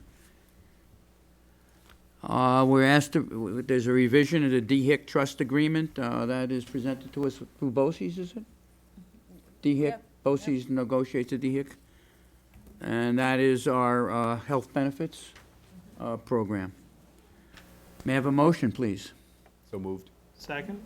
Any discussion? Yeah, Wayne, can you give me like a 10-second, what changed or anything different? Actually, nothing changes, just every 5 years the charter has to be Okay. Yep. That's easy. Anything else? All Well, those, actually, there was a change, wasn't there relevant to the, trying to think about the term. I have it here. Arbitration, wasn't there a change? I thought I remember reading a change in the arbitration, that they struck out arbitration and now that it's a court proceedings rather than Oh, yeah. arbitration. Yeah. And- Yeah, Is this a mandated change, or is it something we negotiated? Oh, it's an amendment to Article 13, yeah. yeah, Minimal changes dealt with. yeah. It just changes that if a member district wants to dispute an item, that it's no longer arbitration, but it's a court proceedings now rather than arbitration. And I think the biggest benefit there is that there's an appeal process with a court proceeding. Right. Which would probably benefit DEHIC. I think it's only come into effect maybe once or twice in the life of DEHIC, but. Anything else? All those in favor? Motion carried. We are asked to vote on an amendment to the agreement with the Hyde Park Police Department. May I have a motion, please? So moved? Second. Any discussion or clarification? This one, Greer, is the one that was required because of the fantastic turnout we had for the... Yeah, yeah, we actually needed a greater police presence for homecoming because we had thousands of people. So we went a little bit above our contract, so in order to accommodate that, and we certainly appreciated their help, and not that we had any criminal acts, but we certainly needed them to help out for logistics and safety, so... In terms of athletics, now we have the police presence at boys varsity basketball games and football games, correct? And only the home ones, all right. All those in favor? Actually, I just have one comment, and I think that we've talked about this before. So, because this, to me, this looks very much like an employment situation and not a contractor. I mean, because we're paying the officers directly, right? That's As my independent understanding. contractors, right? There's two different things. There are SROs, we pay the town for, and that's a Right, contract. right. But this is a security This is that like a security situation where we're paying, again, we pay the contractual. officers directly. We don't pay the town. That's correct. We pay the officers. Okay. And I'm assuming that all of our councils looked at this and said, it's square? Okay. I mean, They're kind of because that's how that arrangement's set up, right, as an independent contractor. So I assume they get a 1099 at the end of the year, correct? That's right, that they got payments, that we didn't do any withholding, so that's income to them though, so they have to report it. yeah, Right. my point is that, one of the thresholds is where do they take direction from? Right. Who gives them direction? Who tells them where to be and what to be doing? Well, We do, right? yeah, but we work with the chief of police, and basically, when we're looking at a situation where we've got thousands of people coming in, and we had a couple of pre-planning meetings with the high school principal and the athletic director and the chief of police, and we sort of map out and brainstorm how we're going to utilize those people. So it's a collaborative effort. Yeah, I mean, it's one of those things that's always been a flag to me that, Well, basically, if you go up... somewhere along the way that we all of a sudden, we don't become responsible for payroll taxes. That would, They're actually paid through accounts payable Yeah. for that, so they're automatically, if they're paid through accounts payable and it's a contractual and it's a person right, for. right. The only time you get into a problem is all of a sudden the IRS comes in and says, no, these guys aren't really these aren't really contractors, they're employees. I think And because by the way, you are now responsible for, Social Security and for the, FICA. Yeah, I don't know anything that's- about I think because their usage is so infrequent and, yeah. get away with a contractor because it's really a very specialized service. It's not like you're gonna hire just anybody to do it. And it's a specialized service, and you're really looking for people that are already police officers in Yeah. the town of Hyde Park to do it. It's a little different, I suppose. And we don't contract for specific individuals. They're rotated through, they'll identify that they're available for that. And I think it's still going the way it used to be. Right. Lieutenant Benson is the one that oversees and checks on its services and makes Because, assignments. and the other thing to keep in mind too, right, why we wouldn't want to be involved in an employment situation with them, because we're paying them extra to be there, but the fact of the matter is they're still police officers. So as soon as something criminal happens, They're gone. they are, well, no, I meant they have police powers and we're not supervising them. They are Well, I guess that's the big question, is are we supervising them or are we not? Yeah, And I think that's- you give them general direction, but really, when it comes to their police duties, we are not supervising them. That they are under the direction of the chief of police and are acting as if they are police officers, so. Quite frankly, if you tell me that we've had our council look at them and look at that and they don't have an issue. Reviewed periodically, the contracts? Okay, no, I'm good. I didn't want to assume we did. So. We Yeah. do. In fact, it depends on which one it is. Have the form, updated, because sometimes things change from time to time on those. I know special education uses quite a few of the contractual, so, the legal counsel certainly does look at those. I believe it's just. Just since you brought up, we had ours reviewed because ours came from council in the first place as a template, but we have some agencies that have their own contracts, and we had them reviewed by our attorney to see if and we, recommended some changes, because you really shouldn't have two contracts for the same thing that look So different. you get consistency across. Yeah, so in that way, they either came from our attorneys or they've been reviewed. Thank you. Any other discussion? All in favor? Motion passed. We have now 12-6, the capital projects change orders, allowance access authorization. May I have a motion, please? So moved? Second. Any discussion? If not, I'd like to comment on it. I think Gary might have Sorry something to about say. Do you have something to say, Gary? You have I our just attention. want to make a comment at the end of a project, to see red numbers like this, see some credits coming back. That's a good thing.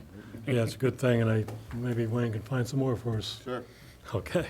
For those of you who haven't looked at it, there's approximately $19,000 in capital expense, budgeted capital expenses that are being returned to the district. Right. And I'd like to specifically identify one as the $5,000 return associated with the installation of the bleachers at the FDR High School. And that money is the result of the efforts of Buildings and Grounds in taking down and getting that equipment out of the area. And I think they also refurbished some of the stuff. It was a nice thing they did. They had the time, they had the skills. It saved us that much money on the contract. And Elliot should be commended and your group for what they did on that. All right, all those in favor? All right, now we're moving ahead with, back to the policy committee. This time we're looking at the first consideration on policies 6,000, 6,010, 6,150, 6,830, and 6,830 are the regulation. These are fiscal management goals, fiscal management operations, budget transfer processes, expense reimbursement regulations, and there was also we were presented with some policy subcommittee notes to clarify why they're making those recommendations. So moved.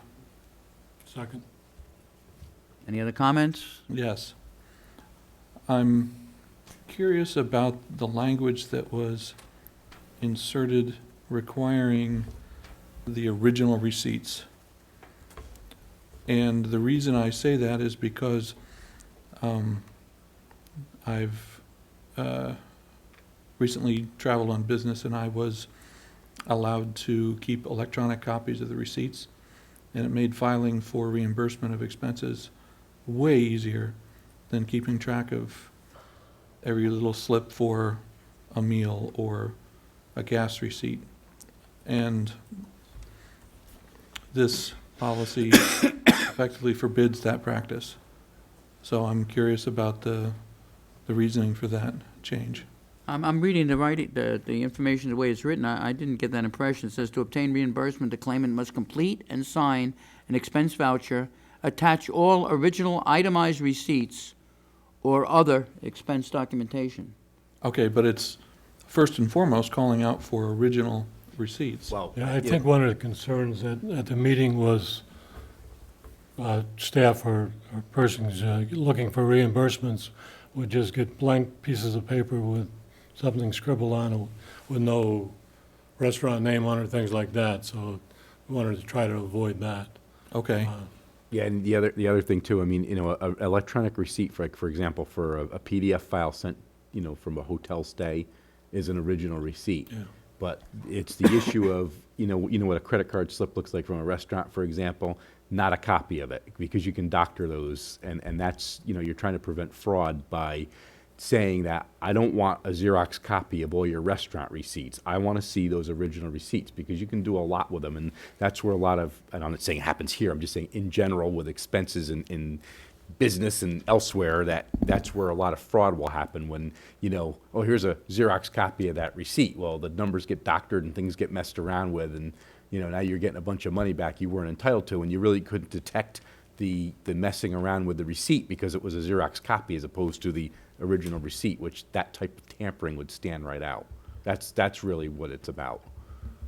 I find it hard to believe that in the modern computer era, it's not hard to doctor documents and turn them in such a way that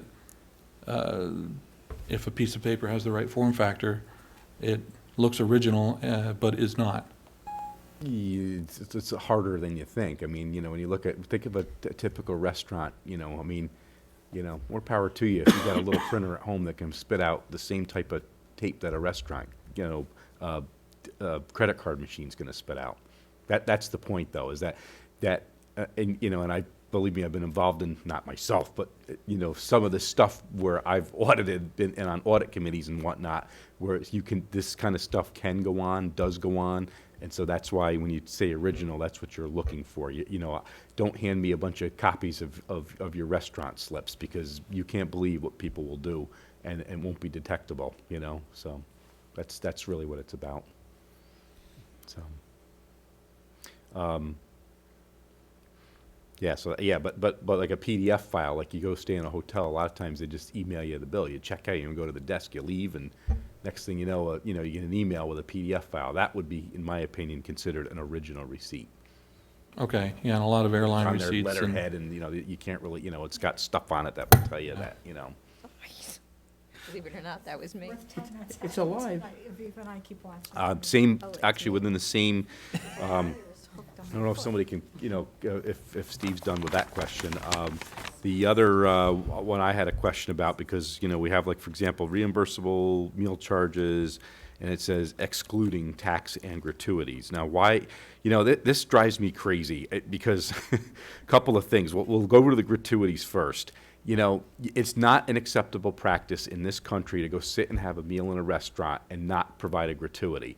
And, while I am all in favor of saving taxpayers money, the fact of the matter is, if you send me away to a conference and I've got to go buy dinner, which I could have had at home and not spend any money on, if I have to sit in a restaurant and pay for it, it's expected that a gratuity is provided, because that's the cost of the meal. And I don't know why we wouldn't include a gratuity. So I think that you I may think we- want to read the text a think we little need more an closely, Yeah. Okay, go ahead. because it's you're looking at. Oh, I'm sorry. I see what you The mean. regulation. The limits. I get it. It's the And limits. it's saying- Okay. It's on top of that. Yes. It So- means that you're not counting that you're in the limits. That's right. Oh, okay. All right. That's right. That's And- fair. and we Okay. are going to reimburse up to 15% for tips. Right, which I think is a little stingy.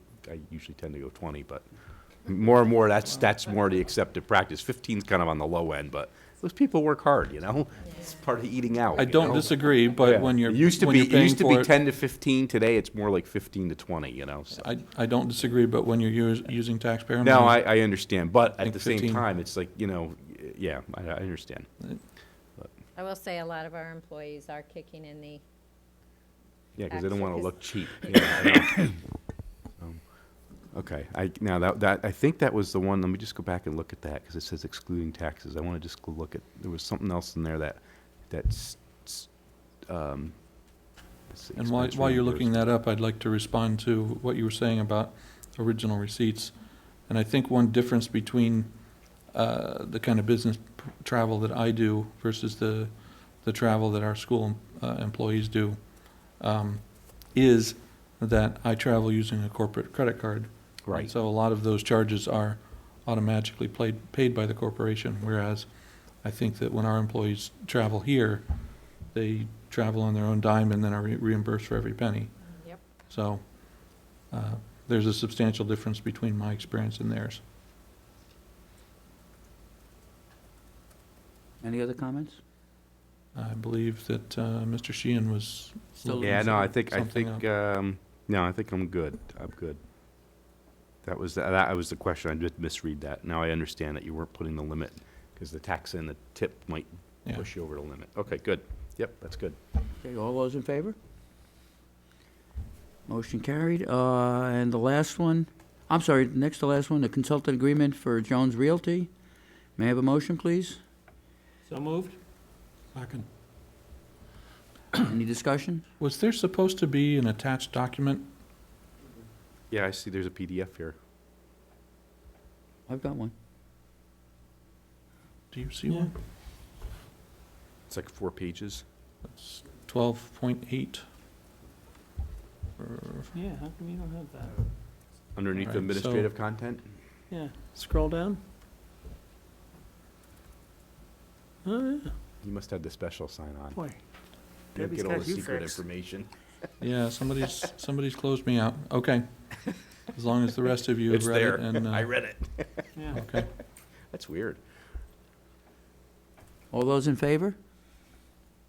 Steve doesn't know what he's voting on, but. Yeah, I'm gonna have to abstain. I wasn't able to read the backup material. All right. Motion carried. I believe 1, 2, 3, 4, yeah. Yeah, I was just doing the same thing, Dan. I was like, well.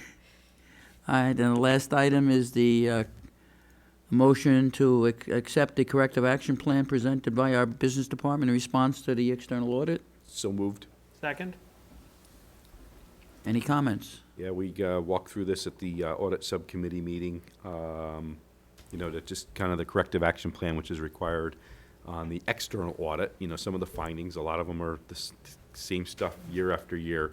And I think we walked through everything. You know, we were pretty satisfied with Wayne's, plan to address these issues. So the audit committee is recommending that we approve this. And Wayne's promises to party the first time these items don't appear in the That's next right. external audit. They're minor items. We got a couple possibilities Right, this they're time. minor items. All those in favor? It's amazing, every school. Got that one, Steve? It made the paper, by the way. I got that one. Yeah, yeah. They let me see that one. Today's paper, yesterday's paper, they're talking about the fact that it appears on every audit. Oh, I missed that. May I have a motion to enter public participation? So moved? Second. Any discussion? All in favor? We are back in public participation. Anybody that wants to address the board? Again, we have one taker so far.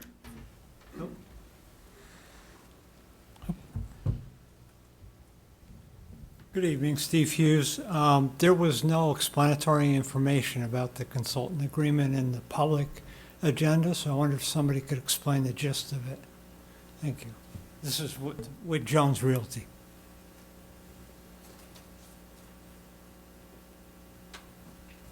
Oh, there isn't, that's right. So do we need to close public participation before I comment, or? I move to close public participation. Well, let's see if there's any other takers. Anybody else want to speak? All right. May I have a motion to close public participation? You've got your motion. Second. Not before I asked for it. Uh, All those in favor? Would anybody like to comment? Okay, I'll take a stab at it, and it's okay. Steve, is this a question of what the contract is, or?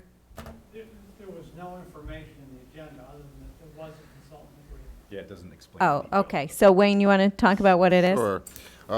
With the closing of Hyde Park Elementary, we've been in the process of leasing out space to local, schools and all the town, all different sorts of people have shown interest in leasing space. And many of us have been, acting as quasi-realtors, so it became necessary. And I do thank the board very much for, suggesting that we obtain the services of somebody that handles this on a regular basis. And that's what it is. There's also a form. It's a very standard form for signing a real estate agreement. The real estate agreement is two parties. It's actually two real estate agencies. It's Jones Realty and Houlihan Lawrence.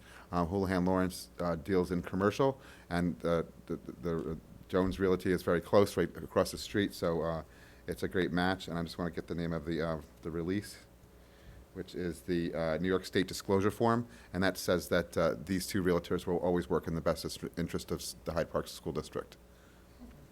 And it's 1 year. Yep, correct. I think it's worth mentioning also some of the terms that are listed in that agreement. Well, he's, Terms, it's 1 year. The percent is 8% split by both brokers. And that's, this is on leasing space, not, not selling the building, so everybody needs to keep that clear. Yes, essentially, no money's made unless they bring tenants in. That's correct. And we're renting space at $10 per square foot. That's correct. Yep. Well, up until we've gotten together with this real estate agent, that's where we were. But that's the rental price that's Yes, it is. listed in the Okay, agreement as yeah. well. So it's listed at $10 per square foot, of which they'll get 8%. That's yeah. right. And I don't see any reason why we can't, can we post this in the public document? Yeah. Yeah, so Deb, can we post it just because? Yeah. Yeah, why not?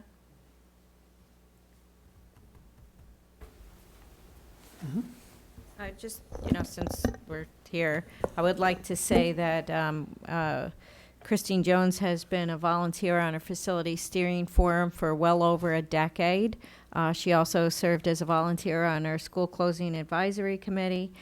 She has intimate knowledge of the district, both culturally, historically, and structurally. So we're happy to partner with a realtor who has given countless hours volunteering in our school district. And she's a graduate too, right? Yes, she is. Yeah, and an alum. And she also sponsors a scholarship at the end of the year. That's true too. All right, moving on to information, board subcommittee reports. We have in the public content, the policy subcommittee notes from the 11/12 meeting, and also the audit committee meeting minutes from the 12/2/13. In addition to that, we did, I believe, within the time frame from the last meeting, had a meeting of the special ed subcommittee.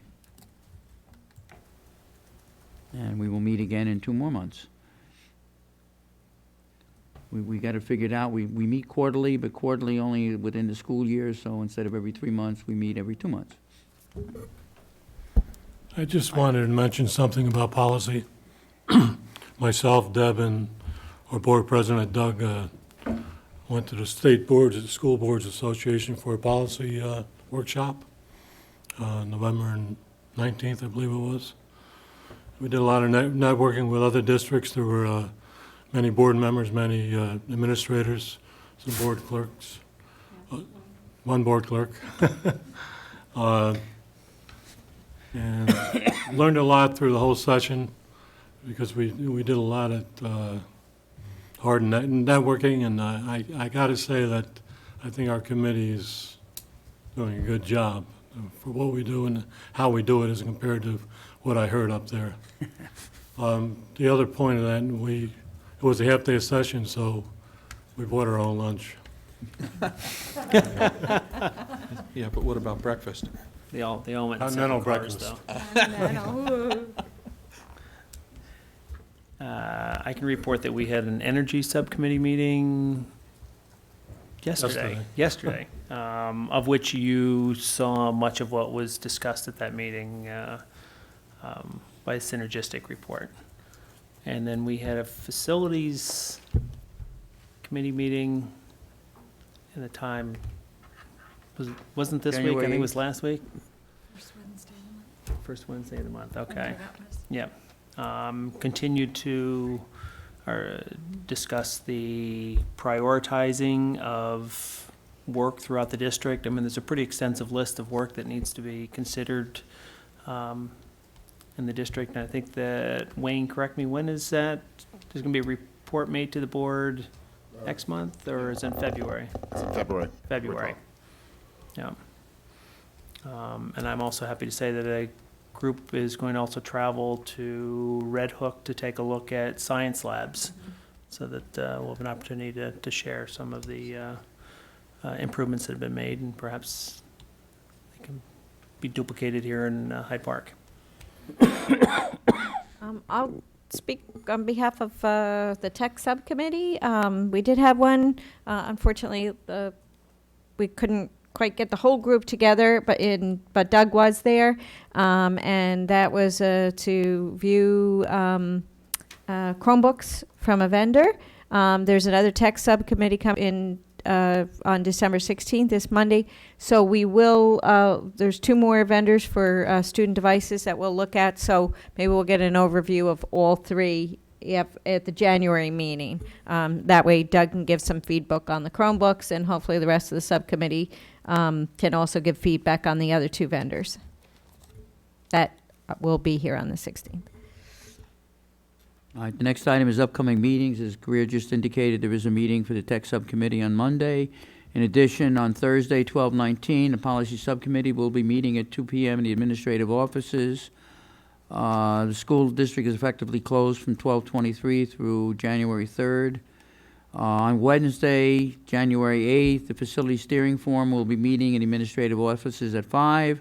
And on Thursday, January 9th, the Board of Education will have its next meeting, again here at the administrative offices. What time is the meeting on Monday? Which one? Monday? Tech. 1:30? Okay, thank you. Okay. I should have asked too, because I wasn't sure. All righty. I don't believe that there's any need for a second executive session. I therefore will entertain a motion. I'm sorry, we got a hand being raised. I'm sorry, Dan. Before we adjourn, I just wanted to bring the board's attention to the brochure that I left at your spots. Since our last board meeting, we did do a Common Core evening for parents. It was very well attended, facilitated by our directors, Jen Kreiser Amy and Kim Neisel. The brochure that you have was created by them, shared with everyone at that meeting, and posted on our website. So it's informational purposes, but I wanted you to know where it came from. All right, while you raise the issue, then I'll ask, not the issue, but the item. For a month and a half, I've been seeing articles in the paper emphasizing the fact that the Common Core includes no curriculum. And then suddenly, I've seen 2 items in the paper indicating there were people very upset about the effects it's having on curriculum. I mean, I'm a little confused. One of which obviously is that I can speak to, and I can't speak to the district, but there is a parochial school district area in the Midwest, and the bishop of that area has specifically told all of the parochial schools within that system they are not to adopt or get involved in the Common Core curriculum because of Common Core standards because of curriculum issues. At the same time, showing the consistency we have, I know that two months ago I read an article indicating that the Cardinal here in New York has instructed all of the parochial schools in the New York system, Archdiocese, to embrace the Common Core standards, so I'm a little confused. Yeah, it is a If little we get any clarification confusing. on that, I would like to know. Well, what's interesting is that I think part of the confusion is around the idea that the standards are curriculum. The Common Core is a set of standards that describes what students should know and be able to do at given points in time. The curriculum is still at the discretion of the districts to create and adopt. What's really added a layer of confusion this time around, unlike the last iteration of standards, is that the state has attempted to provide curricular modules. So many districts are having the conversation about which of those should be required, which of those should be required but with the option of modifying, and which of those don't need to be implemented in the district at all. So it is a very different experience for the state ed department to be publishing anything that looks like, sounds like, feels like curriculum. And, you know, teachers are struggling as well, because although we're saying, you know, do your best with the modules, their intention is to do the best they can for students, and there is an assumption that if the state ed department is creating modules and sharing them, then they must be completely aligned to the Common Core, and using them should put us in the best position possible to be meeting those standards. But just to reiterate, the standards are not curriculum. And as you said, Dan, districts all over the country, and definitely our experience in New York, is that some are responding to the creation of those modules as if they are now dictated curriculum, and they are not intended to be that. So, continues to be a confusing time. Thank you. Stay tuned. Stay tuned. May I have a motion to adjourn? So moved. Second. Any discussion? All in favor?